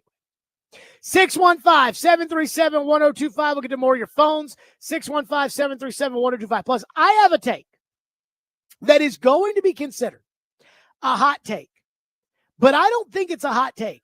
I think it is reality. And yet there's no chance it will happen. We'll get to that next. Stillman and Company, 102.5 The Game.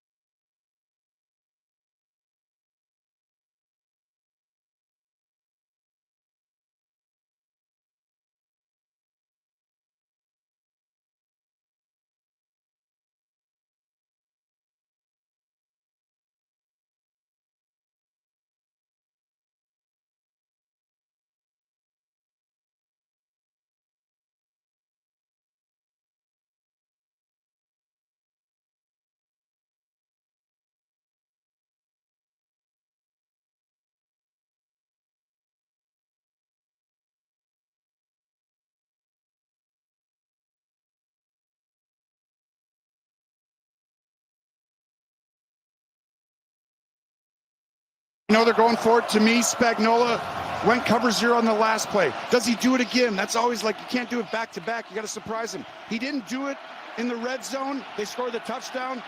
Spagnuolo ain't going down without being aggressive. He's going to have time here, Jim. Whole season for Buffalo on the line here. There they come. He just desperately throws it up in the air. Incomplete. Kincaid was right there. There is a flag. I didn't see a flag thrown there. I'm told there's a flag. I know, but this is Spagnuolo pretended to not blitz. Safeties are back, and he sends a corner blitz. No and flag. It comes free. He waited all game to send the most exotic pressure. That was the play of the game. Again, Dalton Kincaid could have caught it, but Steve Spagnuolo at just the right time dialed up just the right pressure. So I have an opinion that you're going to say is a hot take. In fact, Ian, I'm going to lay this out for you. Do you think this is a hot take? I think the Buffalo Bills should fire Sean McDermott as their head coach. Is that a hot take? Probably consider that a hot take. Yeah. Okay, so let me ask everybody out there oh, that's so stupid, Jared. Why would you fire Sean McDermott? Let me ask this question. So what are the Bills going to do? They just going to do nothing and next January try it for the 5th time to see if they can get over the Chiefs and Mahomes and Spagnuolo and Andy? You're really going to try that? Again, the margins between these two teams are so razor thin. Every year in the regular season, when it matters more to the Bills win. Every year in the postseason, the Chiefs win. And again, it is always by the hair on their ass. Final possession every time. Single year. Well, I guess the 2020 was kind of a blowout, but that was the beginning of Allen. In the Allen Mahomes showdowns, it's always right down to the wire. And I now think we have a large enough sample size to say, yeah, we probably need to try something new. I hate to say it for Sean McDermott because he is a good coach. But that's really the only card that they have to play, is they've got to play the card of, you know what? We're trying something new. Tampa Bay did it when they got rid of Tony Dungy. Tony, we were a wretched franchise before you got here. We've been on the cusp of the Super Bowl. I mean, they were a replay call away. The Burt Emanuel catch away from the Super Bowl. But Tony, we appreciate all your hard work, but we're going to go in a different direction. We're going to go get John Gruden in here to coach. Won a Super Bowl. And here's the number one reason of why I would fire Sean McDermott. Ian, if you are going to fire a successfully good coach, what is the number one thing you need to know, even though the Rooney Rule's still out there? Who you want to hire? You need to know who you're going to hire.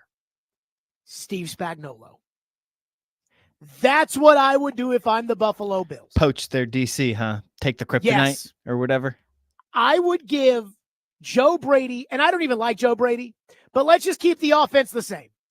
I would give Joe Brady $5 million or whatever it takes to keep him in as the offensive coordinator, so we're not uprooting Josh Allen's system, so we don't have to, change coordinators. We don't have to, again, Joe Brady, offensive coaches, you guys do your thing. Spags, you're in charge, and you're running the defense, because that is the only thing that Buffalo can do to dent the Chiefs where the Chiefs are hurting them the most. Number one, don't you think Spagnuolo would know Andy Reid and what he's going to call in these big moments and these big games? Don't you think he would know better than any other defensive coach in the league? Also, Spagnuolo is an incredible coordinator. He's the one that coordinated those giant defenses that beat Tom Brady in the Super Bowl. But don't you think he would know? So on 3rd and 9, when they run that running back underneath in man coverage and the Bills have their thumbs up their ass and they run up for a first down and end the game, don't you think Steve Spagnuolo has a pretty good idea of what Andy Reid is going to call? Don't you think Steve Spagnuolo has a pretty good idea, if there is any kryptonite to Patrick Mahomes' game, what to do? And not only that, you're taking away the biggest impediment outside of Mahomes and Andy. You're taking that away from the Chiefs by adding him to your staff. And the only reason I would make Spagnuolo the head coach is because that's the only way you get him. You can't get Andy, you can't get Mahomes, but you can get Spagnuolo.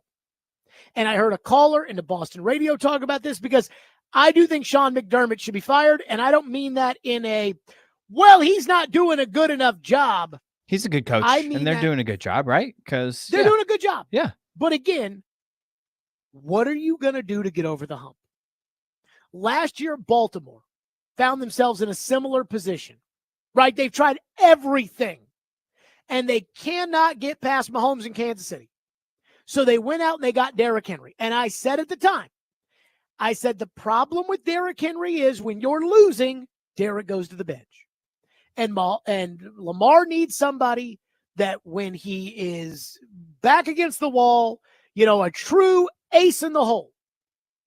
Again, I don't know if he throws the ace in the hole to pass on the 2-point conversion that Mark Andrews dropped, but Lamar needs A.J. Brown is what Lamar needs.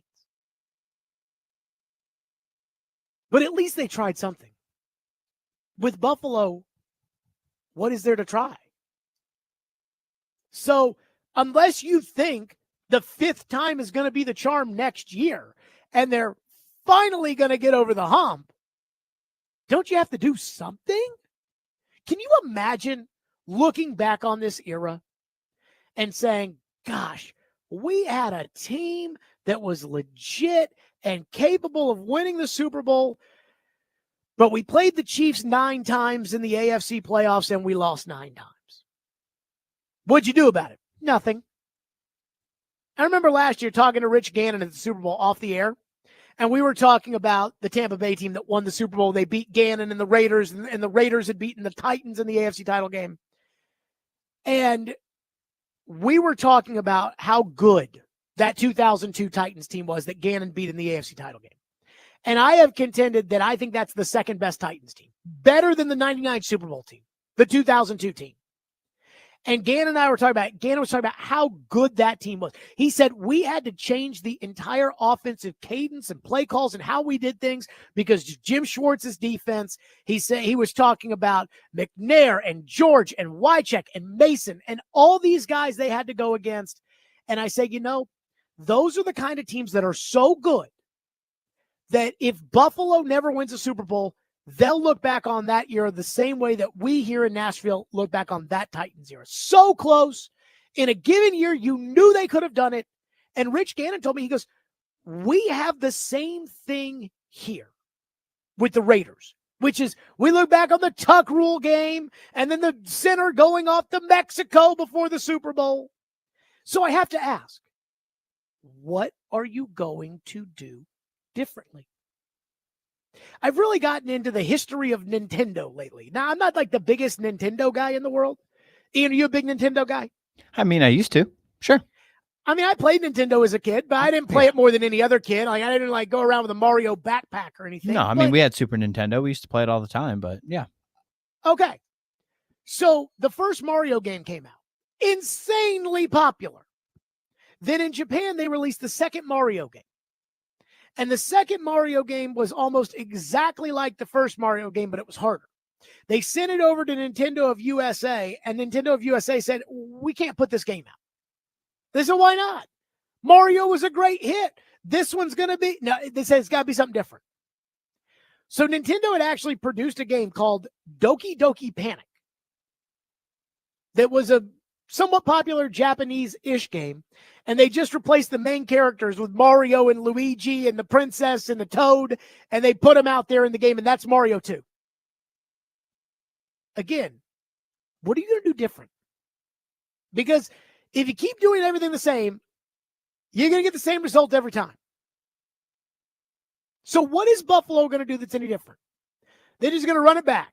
McDermott and Josh, and they'll add a tight end here. They'll draft a fullback there. They'll add but I'm talking about monumental changes to help get past the Chiefs because, again, if nothing changes, it is going to be Baltimore or Buffalo against Kansas City in the AFC playoffs, Andy Mahomes and Spagnuolo will outduel Allen and McDermott.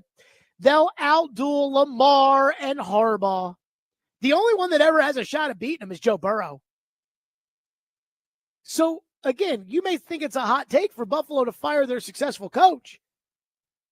But are you really going to go 6 years, 7 years, 8 years of losing to the Chiefs before trying something? That's why I'd fire him and I'd go get Spagnuolo. 615-737-1025, which is our phone number if you want to weigh in. That's 615-737-1025 here on the program if you want to weigh in. Shedeur Sanders. I am starting to notice that Shedeur Sanders is very polarizing. And he is a TV draft prospect if there ever was one. He is going to be Tim Tebow level. And we are dissecting every little thing he does. So I heard something that I really, really liked when it came to Shedeur, and I heard something I didn't like. We'll get to that next. Stillman and Company, 102.5 The Game.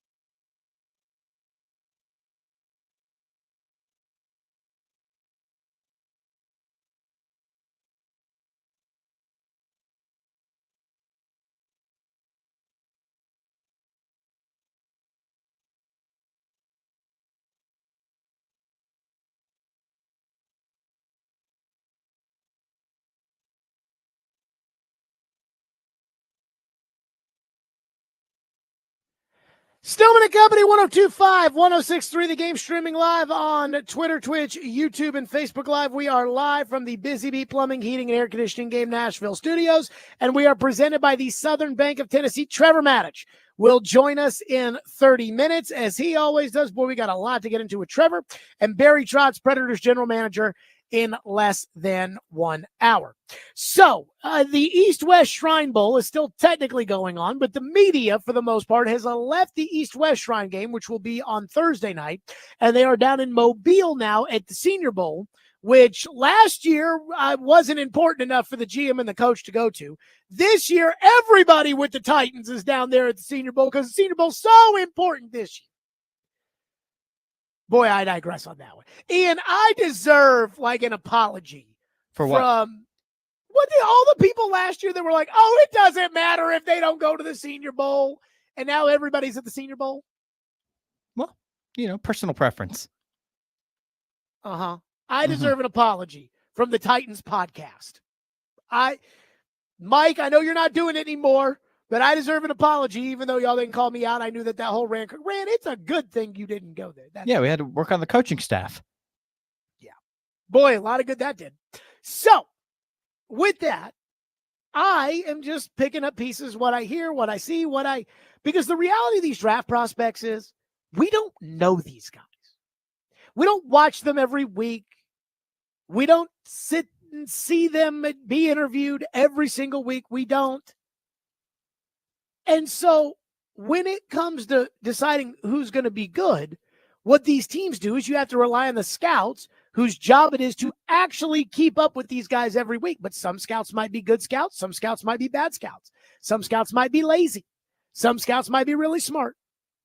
Again, there's no perfect science to this, but there's every little nugget of information that means something. So this morning, Jim Wyatt was on with Robbie and Rexroad. And Jim had gone to the East-West Shrine Bowl. And I was listening to Jim talk about the interactions with Shedeur Sanders. And normally, when a Titans employee does a Titans interview, it's always rosy and peachy about how good things. I don't care about that. But when it came to Shedeur, who's not a Titan, and there's really no agenda for Jim one way or another, I was actually fascinated when he talked about the actual experience they had of interviewing and interacting with Shedeur. Again, these aren't the teams that Shedeur has to kiss up to. This is the team media, which Shedeur doesn't have to. So I heard one thing from Jim Wyatt's observations that I really, really, really liked, and one thing I didn't. Here's the first thing I heard Jim Wyatt say about his experience interviewing Shedeur Sanders at the East-West Shrine Bowl that I really, really liked. Play the cut. He did his media availability, and then I think everybody figured that would be it. I was hoping to get extra time with him. I wasn't holding my breath doing that. We had a couple other people, from the team down here. Todd Gray, one of our video guys, Max Walsh, another, guy that helps out in the video, Donald Page, our photographer.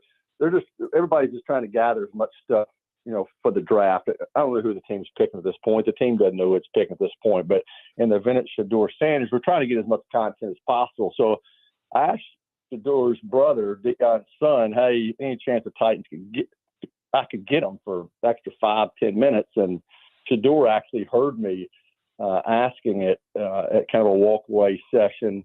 And he said, find me. He'll find me later and I'll do it. And then sure enough, we went to him and he made extra time for us. He shook all of our hands. He couldn't have been any nicer. Okay. That is a very big green flag for me. Again, does it really matter at the end of the day if he was nice to Jim Wyatt? Probably not. But we don't know these guys. So Jim Wyatt saying, hey, Shedeur Sanders did his typical media obligation. He met with the press, and then we at the Titans, I assume wearing Titan gear, but we at the Titans went to Shedeur's brother, and we said, hey, is there any chance we can just get a little extra more with Shedeur? And Shedeur overheard it and said, yes, come find me later. And when they came and found him later, Shedeur obliged and, again, like Jim said, looked us all in the eye, shook our hands, was very good to deal with, etc. That is a big green flag. And I am going to tell you why that is such a big green flag for me. Because Shedeur Sanders had the awareness of who he was talking to. Maybe Shedeur is the nicest guy in the world. Maybe Shedeur does nothing but volunteer at the Children's Hospital, and every opportunity that he gets to spend time with anybody who looks for it, he'll do. I don't know. But these guys are busy. Hell, I'm busy. And I'm not one of the top prospects in the NFL draft. So Shedeur Sanders, who's busy and has got a schedule, again, he can't say yes to everything. But when you've got guys from the Titans who hold the number 1 pick coming up to you saying, hey, is there a way we could get a little extra? Shedeur had the awareness to say, yeah, and to treat him with respect. And then again, that Jim Wyatt take right there, that's not nothing. I don't know how many people Amy listens to in the building, and I'm sure Jim doesn't just go to Amy to say, hey, Amy, here's what I think we need to do with the pick. But I guarantee you, I know that structure well enough to know that Amy Adams Struck's got a lot of respect for Jim Wyatt. And there's a lot of people over there that have a lot of respect for Jim Wyatt. I have a lot of respect for Jim Wyatt.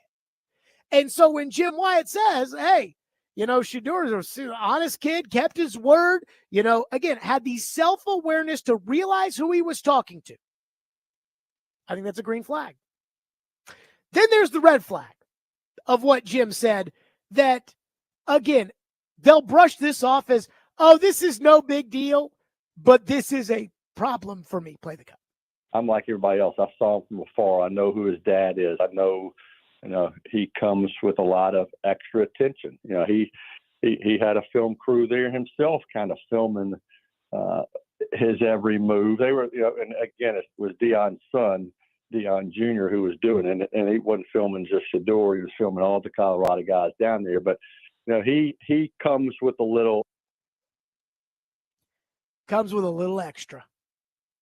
Again, talking about, hey, he had a whole crew down there. Now it was Deion's son, and Deion's son's filming all the Colorado guys. But the celebrity treatment. Was it Bill Parcells that used to say, I never want to coach a celebrity quarterback? And I get it. It's not 1980 anymore. Times have changed. But with Shedeur comes the whole Shedeur circus. Deion will not be coming to coach Shedeur Sanders, but you bet your ass Deion will make himself involved one way or another. Deion's already involving himself. Deion does every interview known to man. Deion will go on The View. Deion will do Stephen Colbert. Deion will do ESPN. Hell, I think there's a chance Deion comes on this show at the Super Bowl. You don't think Deion's going to be involved? And the video crew and the extra and again, is that what you really want? When Shedeur Sanders is trying to learn for himself how to play in the NFL. The extra video crews and, oh no, my people. I will never forget last year at the Combine, Caleb Williams, a guy I never wanted to pick. Caleb Williams, with all the extracurricular stuff, whether it was crying in the stands, whether it was the painted black nails, whether it was his refusal to talk to the media, whatever, it just kept piling up with Caleb Williams over and over and over. And Caleb Williams went to the Combine, and the same talks are being had then about, Caleb seems to be a little extra. Oh, you don't understand, and you're a hater, and And Caleb went to the Combine, and Caleb didn't want to do the medical evaluation, which every prospect does. And Caleb said he and his team had talked it out. And I thought, oh, God. He and his team. You know who my team is? Me. And Ian, I guess if you want to count as part of the show, Ian is very much a part of the team. That's it. Again, that's the team. We don't have video crews rolling around. We don't have that. No. But Caleb never completed a pass. He's got his team that's telling him what to do. And I hate that. I hate that. Because with that comes this sense of entitlement. And again, That doesn't mean Dion can or cannot play, or Shador can or cannot play in the NFL. That does not mean that Shador can or cannot process the blitz. That does not mean that Shador will or will not be a good teammate. I don't know these things, but I don't know Shador. And so for the next 3 months, it's like speed dating, and you got to get it figured out one way or another. So on one hand, I actually was holding my breath when I heard Jim Wyatt on Robbie and Retro this morning say, we went up to him. We asked if we could get a little extra time with him. I was like, ooh, I wonder how this went. And when he said no, he was great. He obliged us, shook our hands, took time for it. I was like, wow, check mark. And then when I heard, he's got his whole video crew. Oh, great.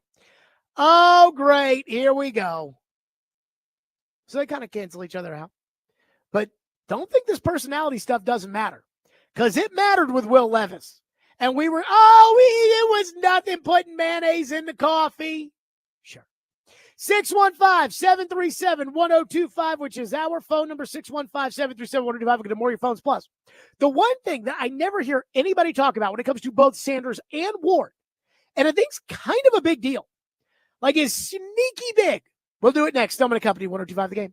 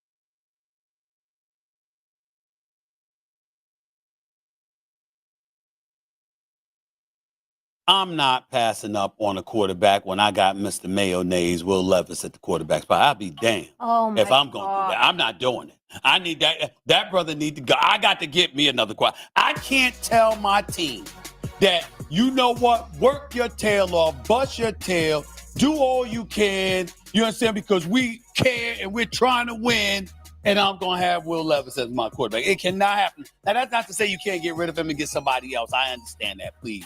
I truly, truly do. But here's what I'm going to say to you. Shedeur Sanders ain't no damn slouch. This brother has that it factor. Everybody says he can ball. Now, if you can't ball and you got a bunch of Daniel Jones in the draft, I get that part. That's not what they said about Cam Ward. That's not what they're saying about Shedeur Sanders. And when you have the kind of pedigree that Sanders has had, and he has shown himself to be a big-time quarterback, I'm Tennessee. I'm not dismissing that possibility. I'm not ruling that out. That kid can be the future. And that was Travis Hunter's teammate. Remember, Shedeur Sanders at one point was a Heisman candidate. It's just that Travis Hunter took it to another level because he's on both sides of the ball. You understand? And playing every down. It's absolutely incredible what he's doing. But y'all have always said you're not winning in this day and age without a quarterback. They don't have one. They don't have one. I'm going Shedeur Sanders. That was Stephen A. Smith. Stephen A. says the Titans have to take Shedeur Sanders. Surprise, surprise. How much Abdul Carter do you think Stephen A. Smith's watched? How much Cam Ward do you think Stephen A. Smith's watched? But Stephen A.'s buddies with Dion, and again, TV players, TV hype. So you have to take him. So there's one thing about Cam Ward and Shedeur Sanders that nobody talks about. We're going to go to the Super Bowl. We're going to have all these people on the show. And this one talking point that doesn't get mentioned. And that is that the ACC and the Big 12, the two conferences that these quarterbacks come from, they ain't what they used to be. I think we can agree. The competition in those two conferences is significantly worse than it was before the great Pac-12 purge of 2023. Again, if you remember in 2023, the Pac-12 was a legit conference. USC had Caleb Williams. Oregon was a national title contender with Bo Nix. Washington played in the national championship game with Michael Penix. The Pac-12 was legit. But then the Pac-12 disbanded. And the good teams went to the Big Ten. And the bad teams went to the Big 12. There was one really good team in the Big 12 this past year. Or one really good-ish team. You know, BYU was pretty good, and they smoked Colorado in a bowl game. But the good team was Arizona State. Colorado didn't play them. So the ACC, that traditionally has two good teams, Florida State and Clemson. Florida State was god-awful this year. And again, Clemson, I think another example of ain't what they used to be. And the Big 12, which had one good team, Arizona State, and Arizona State did not play Colorado this past year. The competition is significantly worse than it was before. The Big 12 doesn't have Texas or Oklahoma anymore. Florida State was awful this year. And B, is not the same competition that the other quarterbacks, Jackson Dart, Jalen Milrose, Quinn Ewer, Will Howard, all faced along their routes and their seasons. And I think that matters. In 2023, Shedeur Sanders played and lost to Oregon, USC, Oregon State, and UCLA, who were all ranked and are no longer in Colorado's conference. Again, who did Miami play this year that was any good? Louisville. So I think this is the difference when it comes to Ward and Sanders playing in the ACC and what I call the ACC West, which is the Big 12. When it comes to that competition, I think that's the difference between facing AA pitchers and AAA pitchers. The competition that Jalen Milroe, Jackson Dart, and Quinn Ewers went up against is not the same as the competition that Shedeur Sanders and Cam Ward went against. Now, look, That doesn't mean that every SEC quarterback is better than every ACC quarterback.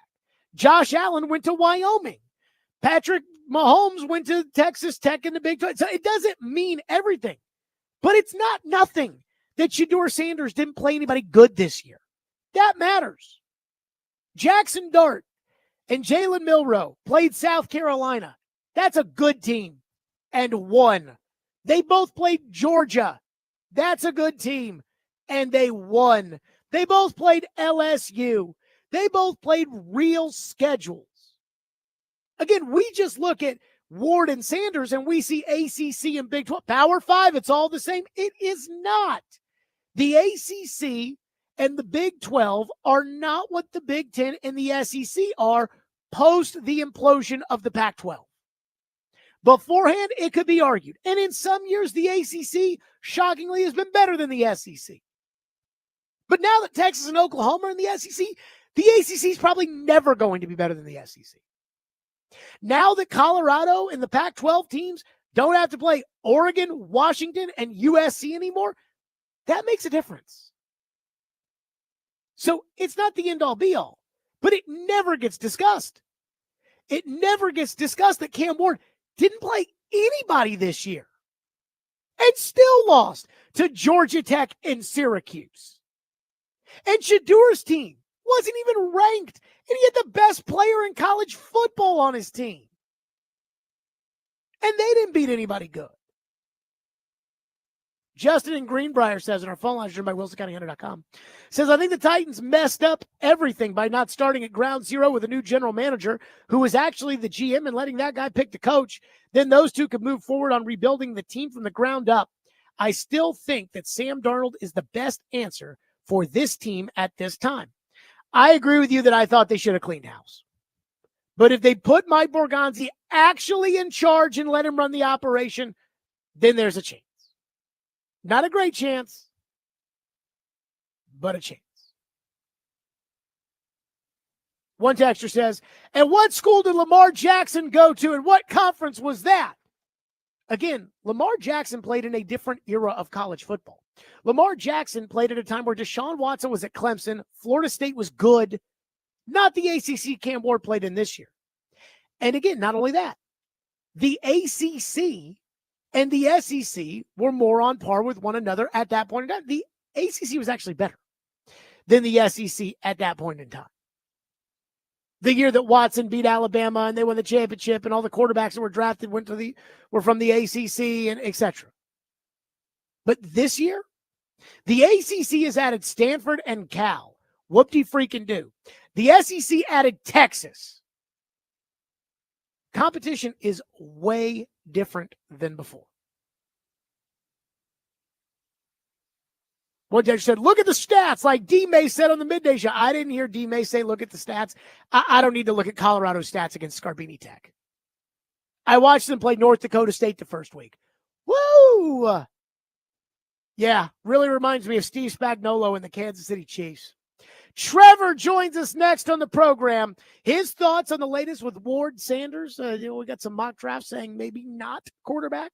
Stillman and Company, 102.5, 106 The Game.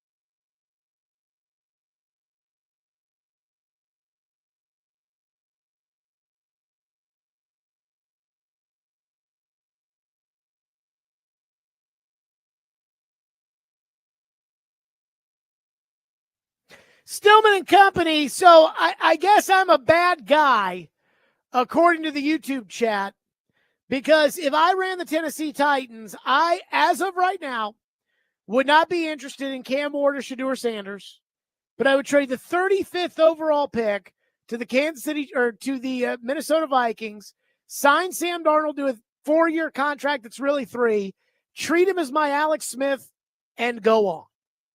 Oh, Jared Darnold sucks. And the unknown of Ward and Sanders is undefeated. Trevor Maddich joins us now on the program, presented by Houston Clinic Orthopedics, when experience matters. So, Trevor, you're the general manager of the Titans. Mike Borgonzi has talked about wanting to solidify the quarterback position and has not said, I want to get an absolute superstar like Mahomes, but has actually talked about the Chiefs, in his opinion, when he got there, solidified the position with Alex Smith. That draft had E.J. Manuel in the first round, Geno Smith in the second round, Mike Glennon in the third round.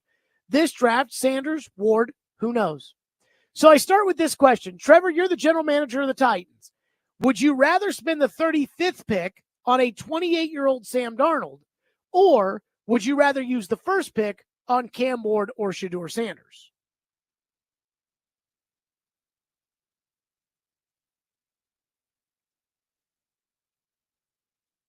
Oh, and I set that question up so well. Did we lose Trevor? Oh, man. You hear me, Jared? Hello? All right, there we go. There we go.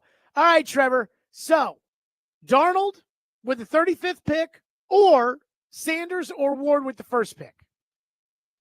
I would definitely take Darnold with the second round pick, the 35th pick, and then take somebody else with the first pick. You and I have talked a lot in recent weeks about whether we would choose Shedeur Sanders or Cam Ward if we were the Titans and we were taking a quarterback. But I don't think either one of those guys should be taken number one.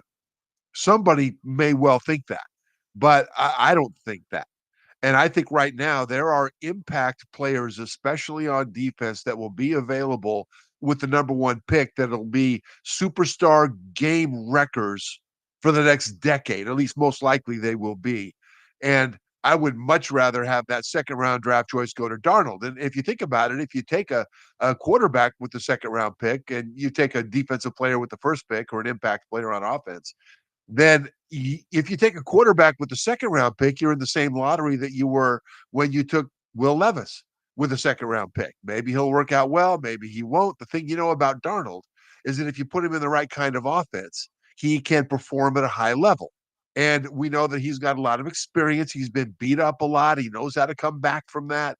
And for a second round pick invested in a quarterback, that would absolutely be the way to go. Now, if you're the Vikings, there's a lot of talk about how they will keep Darnold on the roster because J.J. McCarthy, their number one draft pick last year, who got injured. That's why Darnold had to play this year.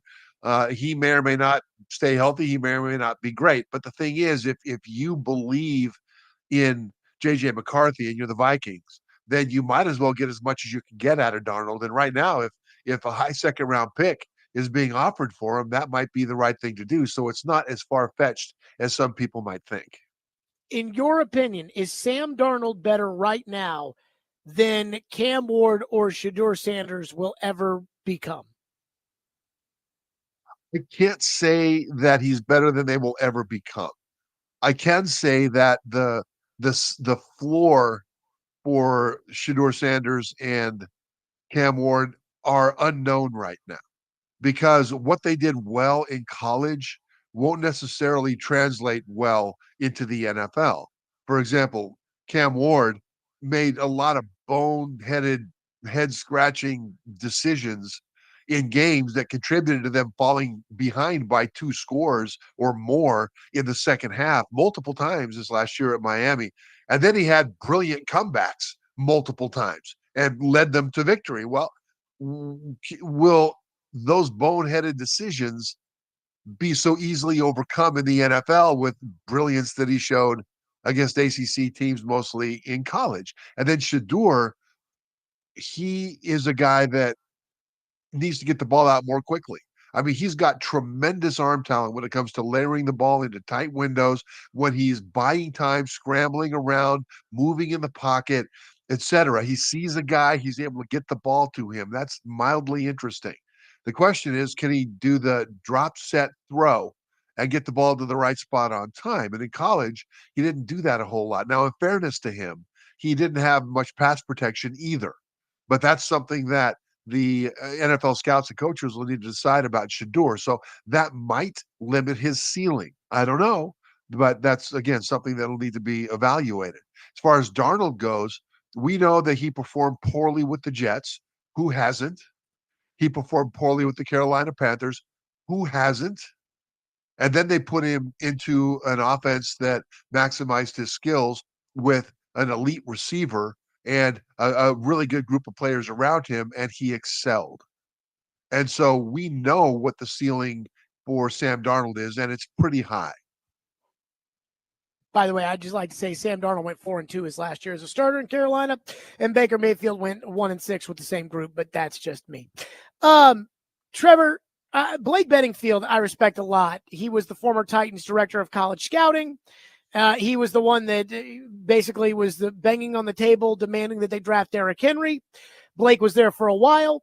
Blake wrote at paulkaharski.com. He has a low first-round grade on Cam Ward, has a second-round grade, a traditional second-round grade on Shador Sanders. Now, we know there's not always 32 first-round grades in a draft. But when you hear that second-round grade on Shador Sanders, does that track with what you see when you watch him play? No, I would have him in the mid to low first round, but opinions will vary on that. Because the things that he did well at Colorado were spectacular, and they showed great traits because what he did best was be smart and accurate under pressure. And that's a place that a lot of quarterbacks in college can't bring into the NFL. In other words, they're not under as much pressure because the pass rushers aren't as consistently good. The coverage isn't as consistently tight. And they just don't need to show what they can do under pressure as much. And you'll see guys in their pro day, college quarterbacks on their pro day, be incredibly impressive throwing the ball in shorts with no pass rush. And NFL teams will get really excited about it because look at all that arm talent. Then they get into the league and now they've got to move their feet. Now they're under pressure. Now they're going to be hit as they throw.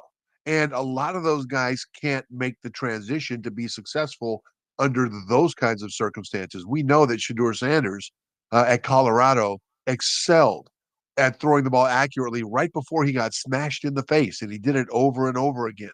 We know that he threw the ball accurately when things were collapsing all around him. And those are things that will translate to the NFL because he'll have those same kind of problems in the league. The question really is for him, will he be able to process information fast enough to be able to get the ball out on time? And that's why part of the evaluation process for him will be the Alamo Bowl against BYU. If I'm a coach or a scout, I want to sit him in a room with the film of that Alamo Bowl and ask him what he was thinking on every single play, what he saw, why he made the decisions that he made, because he had one of the worst performances of his career against BYU. And BYU, for the first half especially, almost never threw the same coverage and the same pressure scheme at Shador twice in a row. They kept coming with different things over and over again. And I would want to know as a scout, did that overwhelm his thinking? Now, I believe that Shador Sanders is a highly intelligent guy, but there's a knack to being able to decode what's happening in front of you as an NFL quarterback fast enough. And if you're a half a second too late, you won't be able to play. That's one of the things we saw with RG3 at Washington. There's a lot of things to love about RG3, but he was about a half a second too late in recognizing what was happening after the snap. Therefore, he ended up trying to solve too many problems with his legs instead of his arm because windows were now closed by the time he had deciphered what was happening. It's not that RG3 wasn't smart. He's a brilliant guy. There's just a knack to doing that. And I would want to make sure that Shador has got that same knack before I take him number one, or certainly in the top 5. You know, when it comes, Trevor, to seeing what the defense is giving the quarterback, I've watched some tape on Cam Ward. I'm worried. I'm worried about his ability to process. There's a couple plays in the Cal game that really stood out to me where Cal was showing an obvious blitz and Cam Ward just thought he could run away from pressure and throw the ball away instead of seeing the pressure coming ahead of time and getting the ball out quickly to an open receiver underneath who can run up with the ball. And that worries me. And then when I hear, whether it's Mel Kiper or Todd McShay, or I even talked to a former general manager that says, I like his game, but he's got a lot to work on. We hear about the mechanics and the footwork and things like that. Trevor, do you think Cam Ward needs to sit the bench a year in the NFL? Or do you think that Cam Ward can hammer out his issues of ball security and recognition by playing as a rookie? The risk you take by playing Cam Ward as a rookie is that he won't be able to iron that out enough to be able to avoid big mistakes. I mean, look at Will Levis this year, his second year. Early in the season, he made some just incredibly head-scratching decisions that resulted in horrible turnovers. Now, I'm not talking about defender made a good play, the receiver ran the wrong route, or just, hey, interceptions happen, fumbles happen. It happens in the league. Not those kinds of things, but Levis made decisions that you just wonder what in the world he was thinking. Well, when you look at Cam Ward, one of the most common things you hear from scouts is, I wonder what he was thinking on that play. Because he's a guy that benefited from brilliant scheming and play calling in college.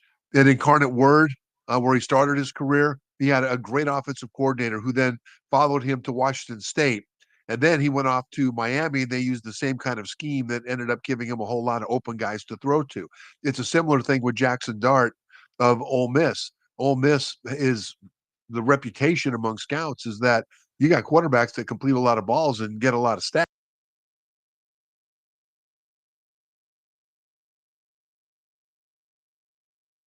Problem that Will Howard, by the way, has at Ohio State. He was one of the nation's leaders in percentage of wide open receivers he threw to. I mean, Will Howard, it was something like 40% of his targets were considered wide open. So in the NFL, you're not going to be able to get those kinds of wide open plays. So if you're Cam Ward, bring it around full circle, you've got an offense that guys are normally quite open, which means you're not being required to do a whole lot of reading, especially in complex situations, especially quickly. And so Ward, engineering all those miraculous comebacks in the second half, would drop back, get pressure, run around, see somebody, and then make a brilliant throw. Whether it was sidearm or over the top or off balance or whatever, he would make throws that would just make you go, wow. But the question is, did he have to make that brilliant throw? Was there a throw that he could have made on time that would have been a whole lot less spectacular, but much more satisfying as a reliable passer for what NFL coaches and scouts want to see? And so, yeah, should he sit for the first year? I think it would definitely help him. I think it would help pretty much any young quarterback to sit for the first year and maybe play in a few packages. But the risk they take if they play a guy like Cam Ward is, will the things that worked in college because he has enormous arm talent just lead to a whole bunch of interceptions and sack fumbles in the NFL in his first year when he tries to do the same thing? Trevor Maddich is with us on the program. Coming up next, there is a mock draft that has the Titans not taking a quarterback at number 1. What does Trevor think about that? And we will continue on again with some of the latest around the draft with the Senior Bowl and the Shrine Bowl. We'll do that next. Stillman & Company, 105 The Game.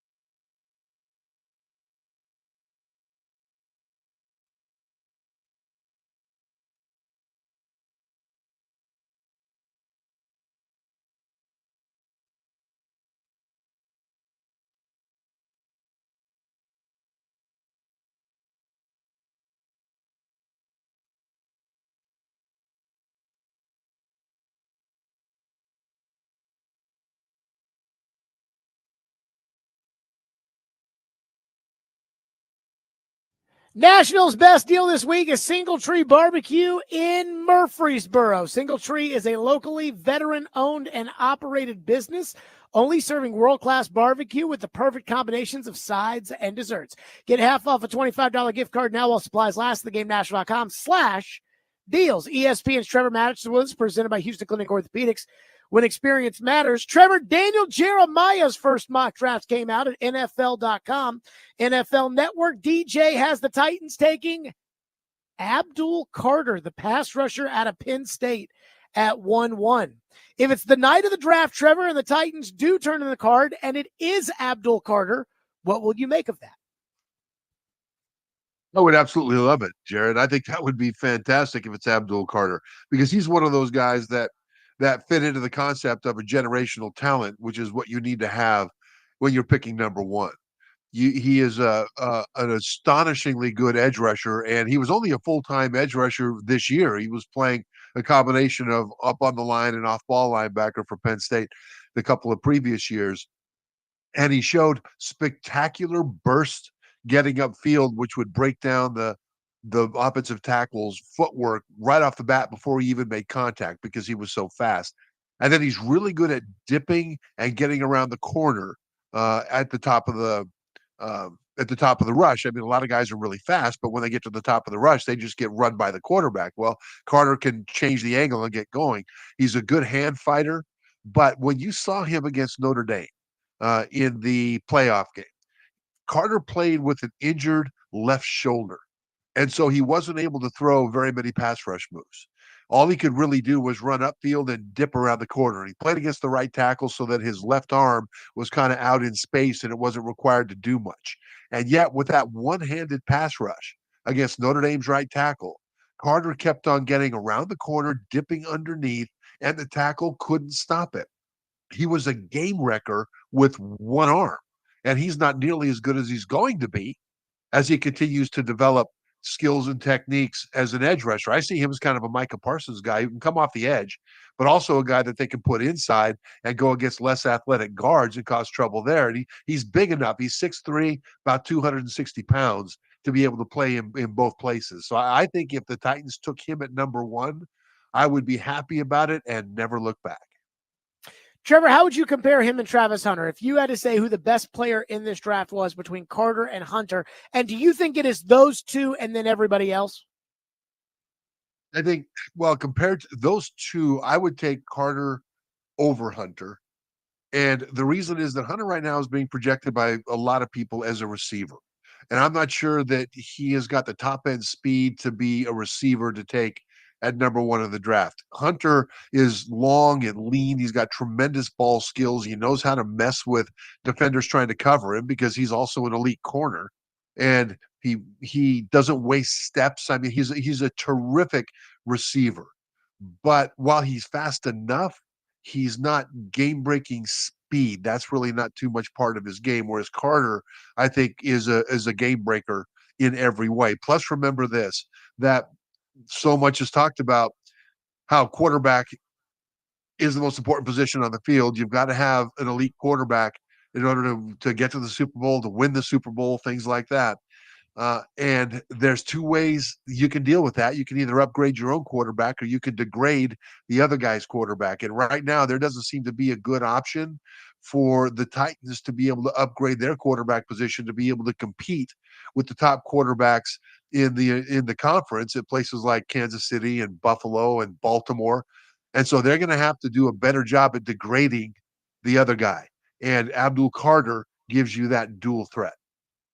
Trevor, if I told you right now the Titans could end the first 2 days of the draft, or the first 2 days of the draft with Abdul Carter as an edge rusher and Sam Darnold as their quarterback, but they will have not traded back. Thus, no picks for next year, or no extra picks for next year, and no extra picks in the second and third rounds of this year. Would you say that's still a good thing, or do you think that would be a bad thing? Well, I'd say that's still a good thing because more picks is only good if you get the right guys. And typically, after you're picking from about 6 or so down, you're dealing with good guys that'll be solid starters for a long time.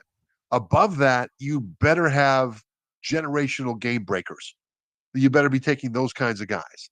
And so is one generational game breaker worth a couple of good solid starters.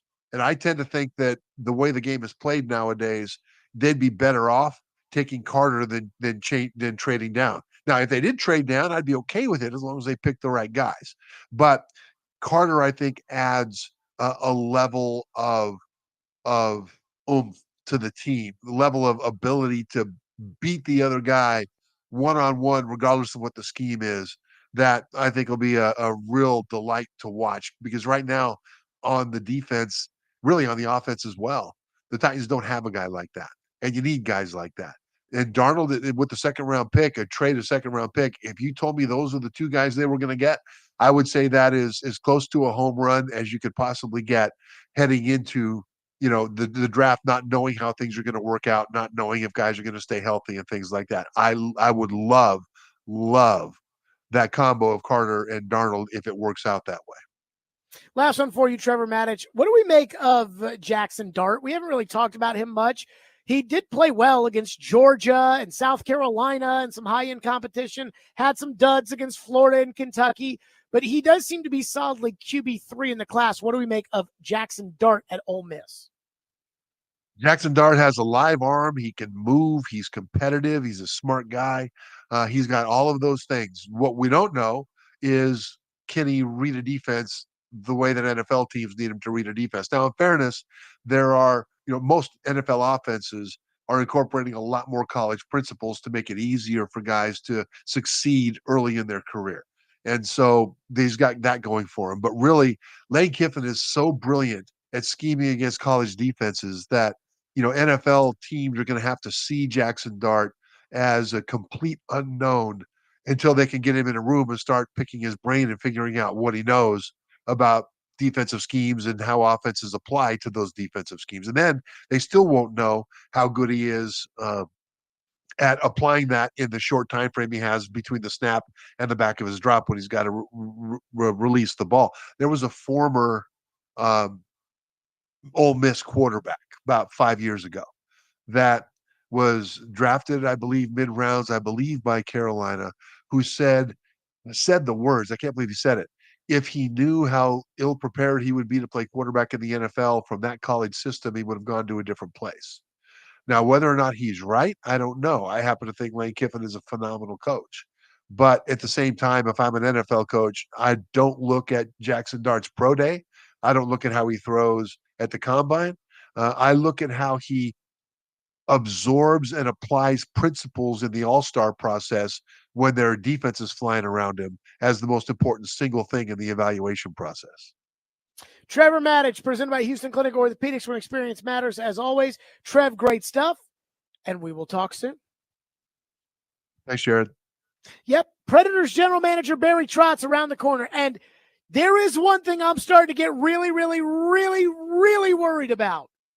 We'll get to that next, and your opportunity to win some Preds tickets too. Stillman & Company, 105 the game.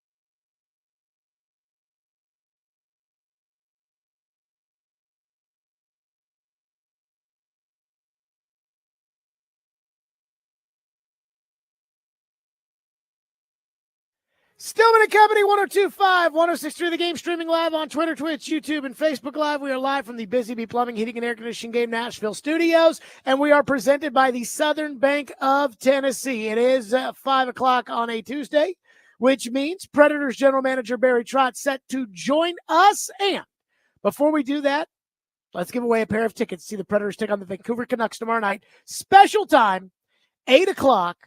At Bridgestone Arena. Be caller 5 at 615-737-1025, and you are headed to the Preds and the Canucks. Puck drop at 8 o'clock.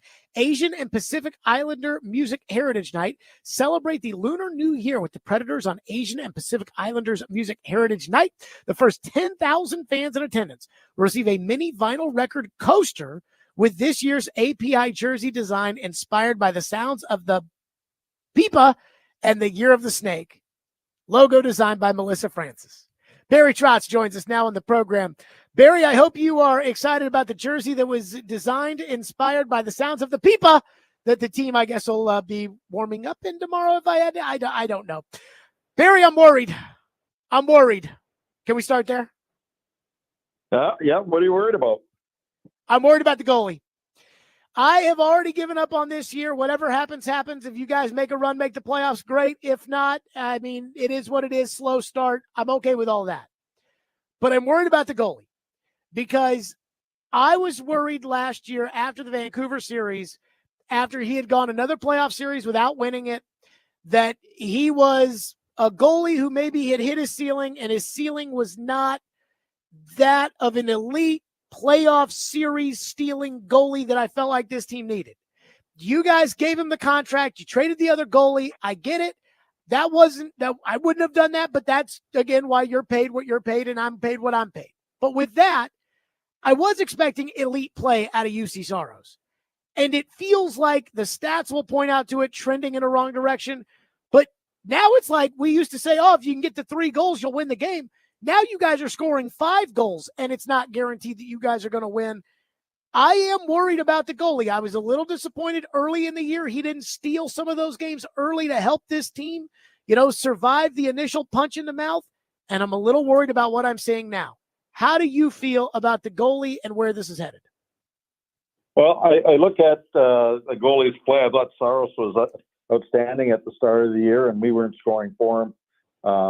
We were giving up unbelievably high danger chances.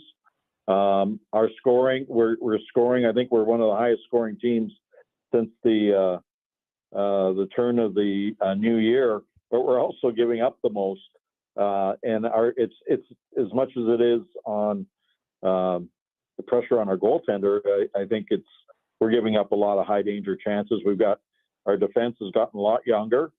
They're a lot more offensive minded, trying to add to the offense, and we're trading chances. We're becoming a little bit more high event than I would like, but at the same time, we're trying different things with our defense. So I'm not worried. I mean, a lot of people were saying, what was wrong with Philip Forsberg? He didn't score for 18 games, and then now he's scoring almost at a goal a game pace. So goalies, players, they're going to go through good stretches and bad. And I think Juice is just fine. He's too good of a goaltender. He's been an elite goaltender, him and Hellebuck, for a long time here. So I'm not that worried as you. I think play of your team and play of your goaltender go hand in hand. And there's parts of our game that we can clean up, and there's parts of his game that he can clean up as well. So I think it goes hand in hand. He's too good at his craft to I'm not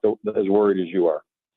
Do you think, though, like when forecasting down the road, again, I actually, and this is just me, I feel okay about next year because I do feel like a lot of the kinks have been ironed out with the older guys, the legacy players, as you call them, that you brought in this year. I mean, I think Marchessault is starting to play like Marchessault. I think Stamkos is starting to score. Forsberg is lighting it up. I feel like Brady Shea, that'll all work itself out. And I feel like it's already working itself out. But then when it comes to the goalie, his contract does kick in next year. Is there kind of a feeling that, hey, we're committed to UC Saros no matter what at this point, and seeing what you're seeing, maybe worry you a little bit for what could be after this year and what you'll need out of the goalie next year? And as the team gets back into kind of the competing towards the playoffs, et cetera? No, I go back to just what I just said. I think a lot of people are looking at the short term. I think, you're seeing that the Juice can steal games. He's got 4 shutouts this year. I think he's one of the top guys when it comes to that. I think what I would like to see from Juice is if he's, when he's on his game, he's as good as anybody in the National Hockey League. When he's off his game, I'd like to see at times, I would say this year, more so than maybe previous years, that his B game be a little bit better. That's all. Other than that, I trust Juice's work ethic. I know the person. I know the player. He's not going to get taller. He's not going to do that. And he's proven that he can play. The game has changed, and we've changed in front of him in terms of the way we play and the way we defend. The players now, I think, use a lot more deceptive. There's higher end skill in the league, and just like anything, he's going through a stretch where our team in front of us. I mean, the other night, we were in Anaheim, and I would say that he probably would like one of those back, maybe 1.5, but he stopped, I don't know how many 2-on-1s, breakaways that we gave up trying to get back in the game.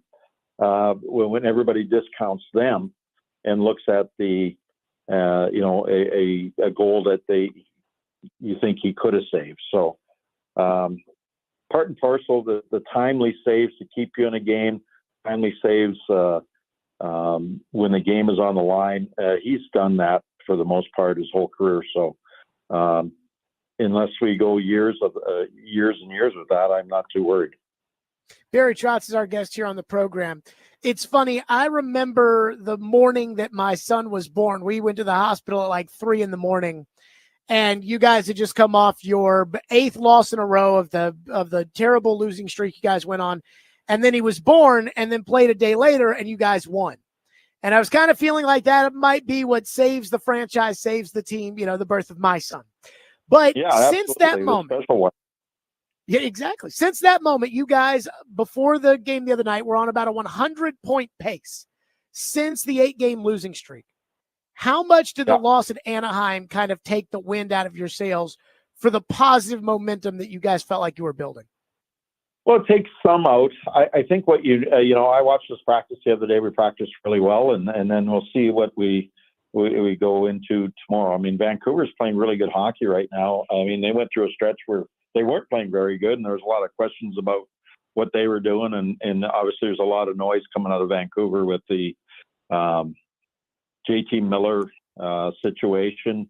But internally, the room galvanized, and they're playing good hockey right now. So I'm hoping it's just I looked at the scoring chances for and against. I was at the game in Anaheim the other night, and it got off to a slow start. They hemmed us in our end, and then really after that I think Nyquist goal, the next 30 minutes we dominated the game. I felt real strongly. We had lots of opportunities, but we didn't capitalize on them. And then they go through a stretch, and basically we had the first 12 shots, and then back-to-back shifts they score, and we were sort of out of the game. And we didn't quit. We stayed with it and had some chance to get back in, but we weren't able to. So I do like the fact that we're playing more of the distance of the game, but we still have areas of the game we can clean up, especially defensively. And I feel that getting rid of the couple shifts a game where you sort of give it too easy to the other team, we've got to get that out of our game and put some. Best thing you can do, the most important game after a loss is the next game, and that's tomorrow night. So you've got about a month or so, before the deadline, really about a month and a week or so before the deadline. And then, of course, there's the Four Nations tournament that's going to have some sort of a break there in the middle. Is there anything that this team can do between now and March 7th that would change your outlook and your approach to the deadline? No, I don't think so. I think my approach, as I said to a couple of the veteran players, if we can crawl ourselves into it, within striking distance, I will go out and do what I did last year. I will strengthen and give them more assets, but I don't think you're not gonna see me throw away a high draft choice or anything like that. But if we can crawl ourselves back into it, I have no problem making a deal where, like I did last year at the 5th and 6th, and we added 2 guys and we got in. I don't think we're where we want to be, so we're going to stay with the plan. I mean, the great thing, is that part of our year is it's been a little bit of a curse that we didn't get off to a great start. That curse has allowed us to turn into a little bit of a blessing. You're getting to see guys that I thought I'd be calling up for a few games here and there during getting them ready for their next part of their development. They're starting to play full time a little bit more often. That being a LaRue, who's come up a little bit earlier and has played full time. You're seeing a Svechkov come up. You've seen a Weisblatt. You look on defense. What we've done is Wilsby's playing. He's 20 games into his NHL career in terms of playing NHL games, and he's sort of in some ways replaced Carrier, who had 250 games, and Blankenberg's come in and say done what Fabro's done more effectively, and he's a little bit younger and adds a little more offensive pop. So we got Barron in the fold, so we've gotten a lot younger on defense, a lot more mobile. Maybe not as big. We're missing, Lazan would make a difference in our core, but we're giving them experience now under fire versus maybe just using them, for sections of games where guys get hurt or whatever. We've actually thrown them into the fire a little bit, and they're doing just fine. We've protected them with some good veteran players. But we're continue to be a little bit inconsistent, which, hopefully with experience and more game time, more confidence, all that inconsistency will flatten out a little bit, and we'll become a real good team. Barry Trotz is our guest on the program. You said that you told the veteran players, if we can crawl back into it, I'll do what I did last year. If they can't, is the message that, hey, there will be changes. A guy like Nyquist kind of stands out as somebody that I could see on the block, that there will be more guys from Milwaukee in the later part of the year that will make their way up here. Kind of, I hate to be the bearer of bad news or ask a, question with, I want to say bad intentions, but if something bad does happen, is there kind of a sentiment of what your plan will be if things do not look rosy coming out of the next month? Yeah, we'll look at my job is part of asset management, and if someone's an asset is asked for, if the return makes sense, then we'll go down that road. So I think as we get closer, teams will ask for certain pieces, but I also have to be mindful of not only the immediate future for us, because we have lots of draft choices. We have young players coming, but do we have enough NHL core players in the fold right now that makes us competitive, allows our kids to continue to grow? And a good example of that is you look at Svechkov. I mean, Svechkov's his first time he came up, he had he looked like a player who just coming up from Milwaukee, a little bit unsure and all that. The second time he's come up, and we've got him in that third hole on our lineup, and he's playing, and he's earning the trust of Andrew Burnett, and he's got 5 or 6 goals already, and he's looking like a really strong player. I always say, and we've talked about this, is getting a young player to break through that glass ceiling where they don't look like a minor league player. They start looking like a true lasting NHLer, and then they get the confidence that they have because they're in the right right hole in your lineup and they can have success. And he's starting to do that. And, you know, if we can do that with LaRue, I mean, like LaRue's, you see him on the power play, you see him on the penalty kill at times. Vetchkov is getting more ice time. He's been put on different lines a little bit because Andrew trusts his game. And he's being productive. I mean, that's the blessing of this year that hasn't gone exactly the way we want. The plan of you know, those young guys getting experience, not getting exposed, and just trying to survive. They're actually thriving. That's happening. It's probably happening a little sooner than we wanted, but our plan was not going to change. We're still going to. We want that to happen. I mean, Kemmel is named to the All-Star team in the American Hockey League. He's probably one of the guys that's going to come up, and you're going to see. We had Reed Schaefer, who would probably be up here already, but unfortunately got injured early in the year, and he's going to miss a good part of this year. But he's the guy that is coming. So we feel really good about where we are, and then obviously the guys that were in the World Junior, like Mollendykes and Gibsons, those guys are coming out of junior. They're part of the plan as well. So the plan is there. It's been expedited a little bit because of where we are. Barry Trotz, last one for you. I was not keeping up with the rest of the league in terms of the drama and the gossip. Having a newborn and the Titans hiring a new general manager will do that to you. So when I saw on my phone the other night about the Natchez for Rantanen trade, which had a lot of other moving pieces to it, I mean, to me, that was a freaking blockbuster. It was. What do you make of that? And two, how do you get into the discussion for those type of players when those kind of discussions come up?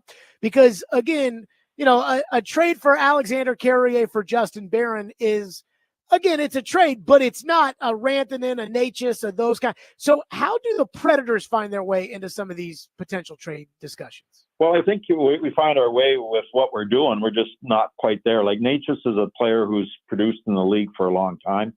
We could, the way we get there is obviously getting a Svechkov to develop, getting a Surin to develop, and if so that you have a top player for a top player. I thought Colorado. It was, they recognize that, I think the new NHL is there's going to be where the salary cap's going and all that. You're going to have some teams that are going to spend right to the cap. You're going to finally see some tiers in the NHL, I think. That's just my take. I don't know this for sure, but I'm trying to stay ahead of it as much as I can. Colorado probably has an internal cap where they looked at, they've got Makar coming up. They know the salary cap's going up. They don't want to be necessarily top heavy, with 3 or 4 guys taking up 50% of your salary cap or anything like that, or 40% of it. They recognize that there was a cost for Rantanen. They weren't going to meet his demands, so they moved the asset beforehand and got some return in terms of depth and some draft capital and stuff like that. So, they're sort of had to make the hard decision with a superstar player. They may have to make that same decision in a year and a half from now or 2 years, whenever Natchez's contract comes up, because one of the things that, and it's rumor, I don't know for sure, but Natchez said that anybody who acquires him, when we were, teams were inquiring about him, he said he'd like to go to free agency, no matter who he gets traded to or gets moved to. He wanted to go and see what there is in free agency, and then he could resign with his existing team or go somewhere else. That is the choice of the players. Those type of things are real in this league now, and so good on Colorado. They had to make a tough decision. I give Chris McFarland a lot of credit, because it is hard to walk away from an absolute top 10 player in the National Hockey League, but he did it looking into the future of where their team is going to be and where he wants to take it. Barry Trotz, as always on our program. Barry, great stuff. Good luck tomorrow. We will see you at the rink. Special start time, 8 o'clock. As always, great conversation. Barry, appreciate it. Anytime. Yep, Barry Trotz joining us on the program. And let me say this. I enjoy the fact that if there's something I don't like I say it. And then he says what he says. I got a quick reaction to that. Some of your phones will do it next. Stillman and Company, 102.5 The Game.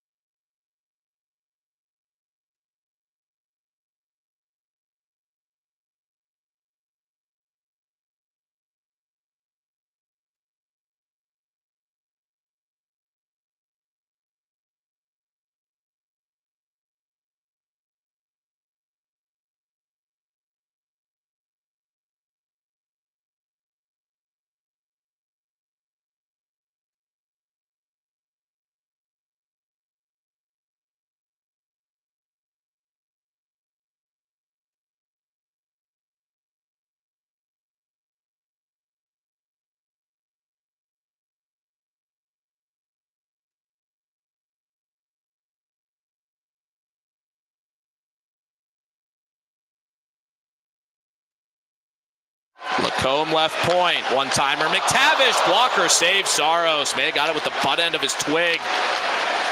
Fred still killing, one-timer goal by Mason McTavish. Troy Terry from the left goal line to McTavish on the right goal line. Tough angle one-timer, and he buries it. 5-2 Ducks with 3 straight goals here in the second. That was a Saturday night. Boy, that was a killer. You get on a heater, and then you get your ass kicked by the Anaheim Ducks.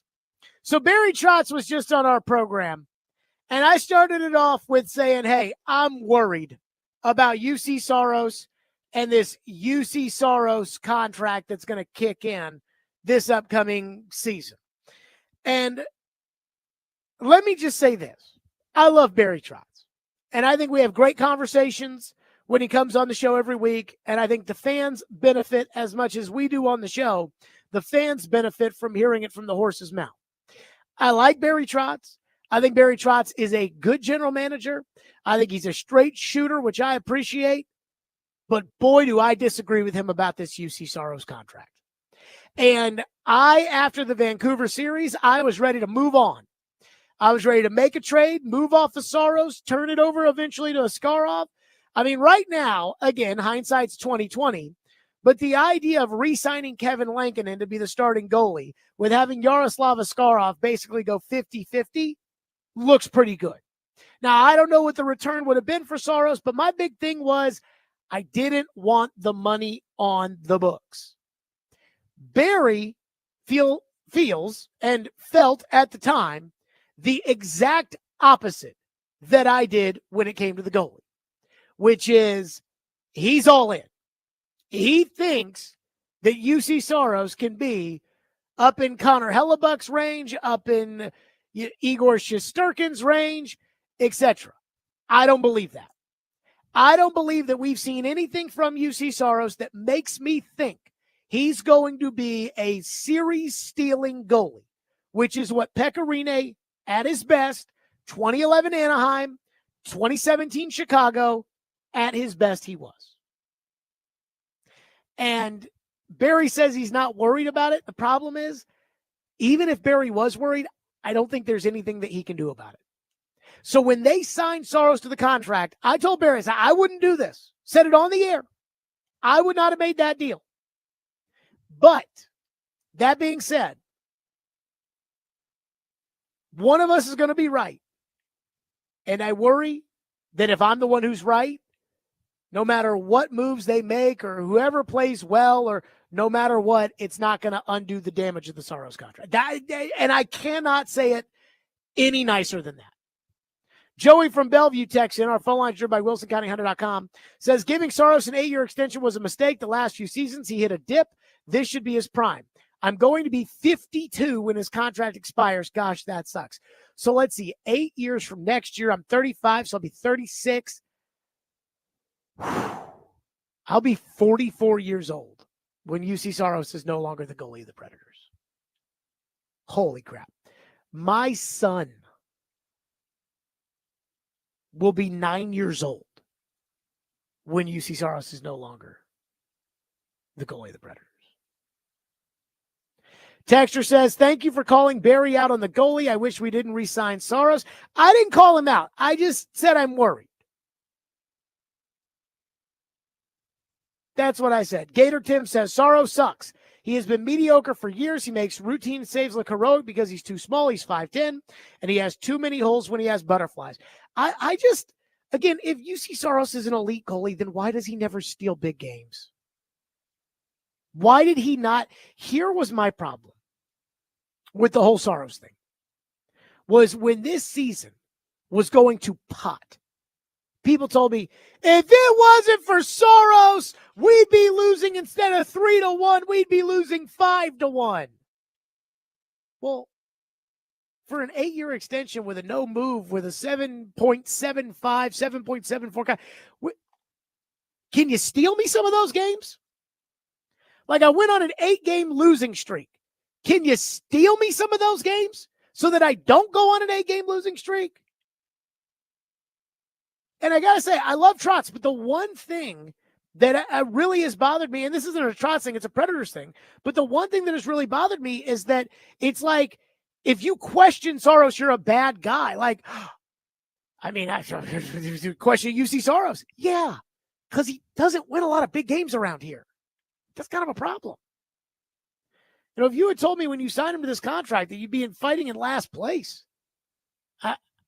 I mean, the goalie by himself, if he's as valuable as they say he is, the goalie by himself should keep you from being this bad, which is unbelievable. 615-737-1025, which is our phone number on the program. That's 615-737-1025.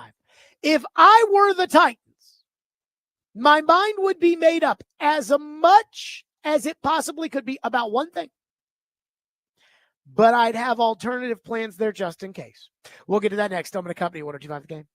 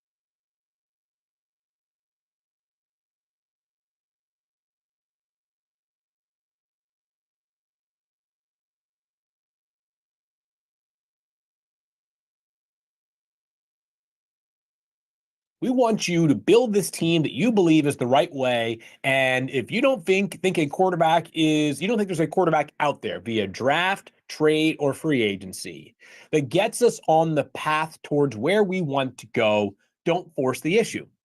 In my experience, Mel, and I think yours would echo this, most owners don't think that way, right? When they have the number 1 pick in the draft and they've got a lot of money to spend and they just came off of a really bad season, they're saying to their GM or their head coach, let's find a quarterback, whether it's through the draft or free agency or a trade. The trade market is going to be cold this offseason. The free agency market revolves around one guy. That's Sam Darnold. And by the way, Sam can only go to one team. So we'll see where Sam ends up, but it's not like it's a slam dunk that it is the Titans. That was Field Yates talking about, hey, there's only one guy out there, and it is Sam Darnold. And again, most of you, at least as far as the text line's concerned, the YouTube chat, there's like 7 different reasons that I am not allowed to want Sam Darnold to be the quarterback of the Titans, which, by the way, let me just say this. It almost feels like a David Letterman top 10 list. The top 10 reasons why Sam Darnold can't be quarterback of the Tennessee Titans. Number 3 is, let me just say this. The reasons you guys have given me.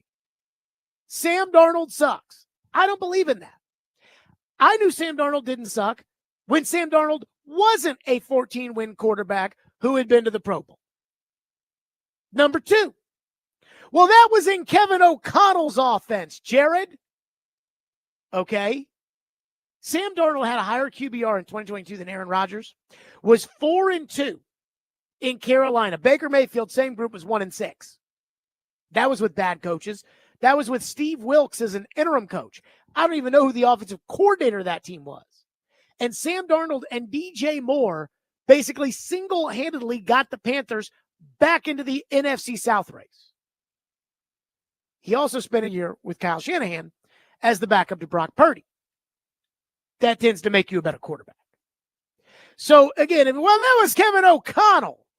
Just like Derek said that I can't want him to be Alex Smith because Alex Smith had Andy Reid. It's like, well, okay, so Brian Callahan's a bad coach, so then fire the coach. Again, this idea that, well, you can't get the best out of a quarterback because your coach stinks and you just need to live with it and eat your vegetables is crazy. But the real reason why I'm all in on Darnold, again, I don't think Darnold gets to free agency. I think he's technically a free agent. I think the Vikings are going to tag him. But I also think, as is the case with anything that's not Joe Burrow, I think if the price is right, they'll make the trade. 35 overall, I think, is a fair trade. It's a pick in this year's draft, so Minnesota doesn't have to wait to get something to next year. And it's the difference between a high second rounder and a third round comp in next year's draft. If they're not going to ever give away Sam Darnold, then that means that they have reservations about J.J. McCarthy. In fact, if I were to call Minnesota to kick the tires on Darnold, I'd actually call and I'd ask about J.J. Because what they're going to do with J.J. will tell you everything about Darnold. If I call and I ask for J.J. McCarthy, I've got the number 1 pick, and I say, I'd like J.J. McCarthy. And they say, absolutely not. They don't even want to talk about it. I could offer them 3 number 1s, and they're like, we don't even want to talk about it.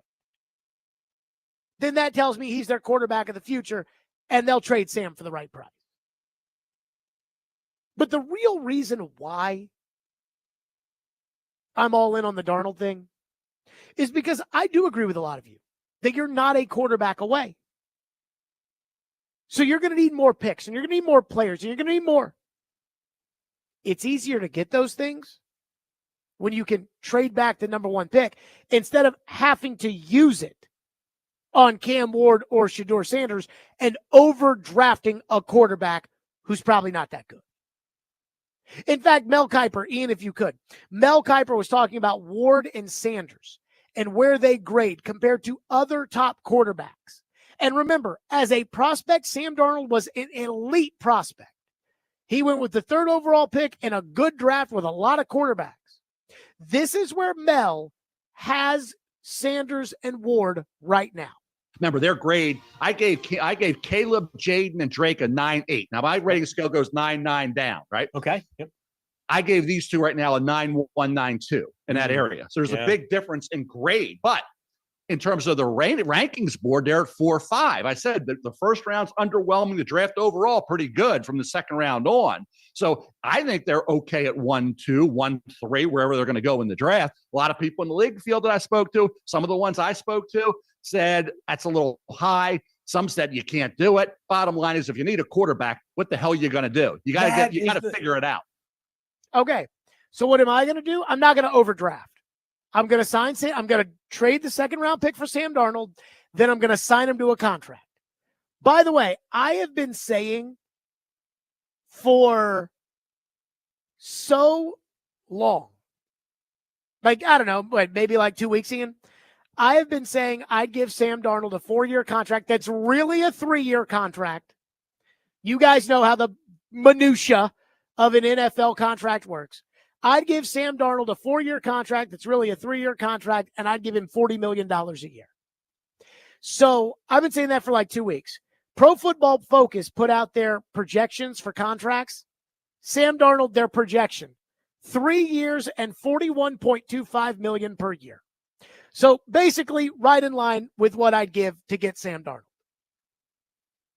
Nobody's going to offer Minnesota a better deal than the 35th pick. I don't think. Nobody's going to offer a better deal, and now you're done. Until you really love a guy, and then you can target that guy, and you're not forced to overdraft a guy in Cam Ward who needs to work on his game, or a guy who may not have the talent in Shedeur Sanders. And after talking to Trevor today, who said, because again, the Titans have talked about pick, and the fans hear that, and they're pick. Everybody wants all these picks. You don't want any of the players with the picks, but you want the picks. I said, how would you feel if you walked out of the first 2 nights of the draft, rounds 1 through 3, and remember, you stupidly gave up a 3rd-round pick for L'Jarius Sneed. That's your fault, not mine. I never would have made that move. But if you walk out of that, the first 2 nights with Abdul Carter and Sam Darnold and nothing else, how would you feel? And Trevor said that would be great if that's what they walk away with. You're done at quarterback for at least right now, and you got the best player in the draft, Abdul Carter. Everything else, you'll figure it out. But those two, right now, I would be operating. And I don't know if Minnesota is going to deal Sam Darnold or not, which could throw a wrench into the plans. But I am operating right now under the idea that I am going with Sam Darnold at quarterback, and I am going with Abdul Carter with the first overall pick, or Travis Hunter. You know, we can have that debate, but I'm going with Carter or Hunter and Darnold until somebody gives me a compelling reason to move off of that. And I actually feel pretty good about it. 615-737-1025. There was an NFL transaction. Ian, somebody you saw over the weekend may be having to donate their clothes to Goodwill. I saw this. We'll get to that next. Stillman and Company, 1025 The Game.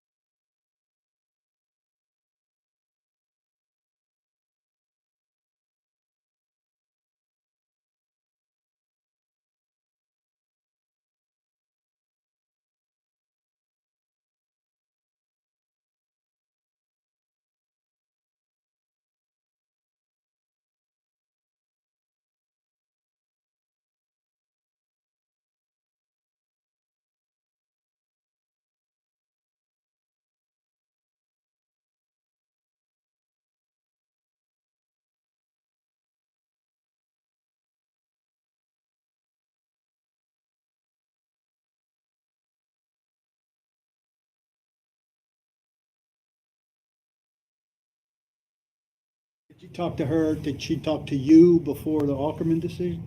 We talk regularly. Did you talk Thanks, guys. before the Ackerman decision? The Vrabel walk-off after firing Craig Ackerman.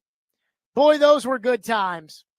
So today, I saw a notification on Twitter that somebody had retweeted a tweet of mine from December of last year about Craig Ackerman, and I used a word that starts with F that I probably should use less on Twitter. And I said, I told you guys Craig Ackerman effing stinks. I might have said sucks. I can't remember. But I wondered why somebody was randomly retweeting something from December of 2023 about Craig Ackerman.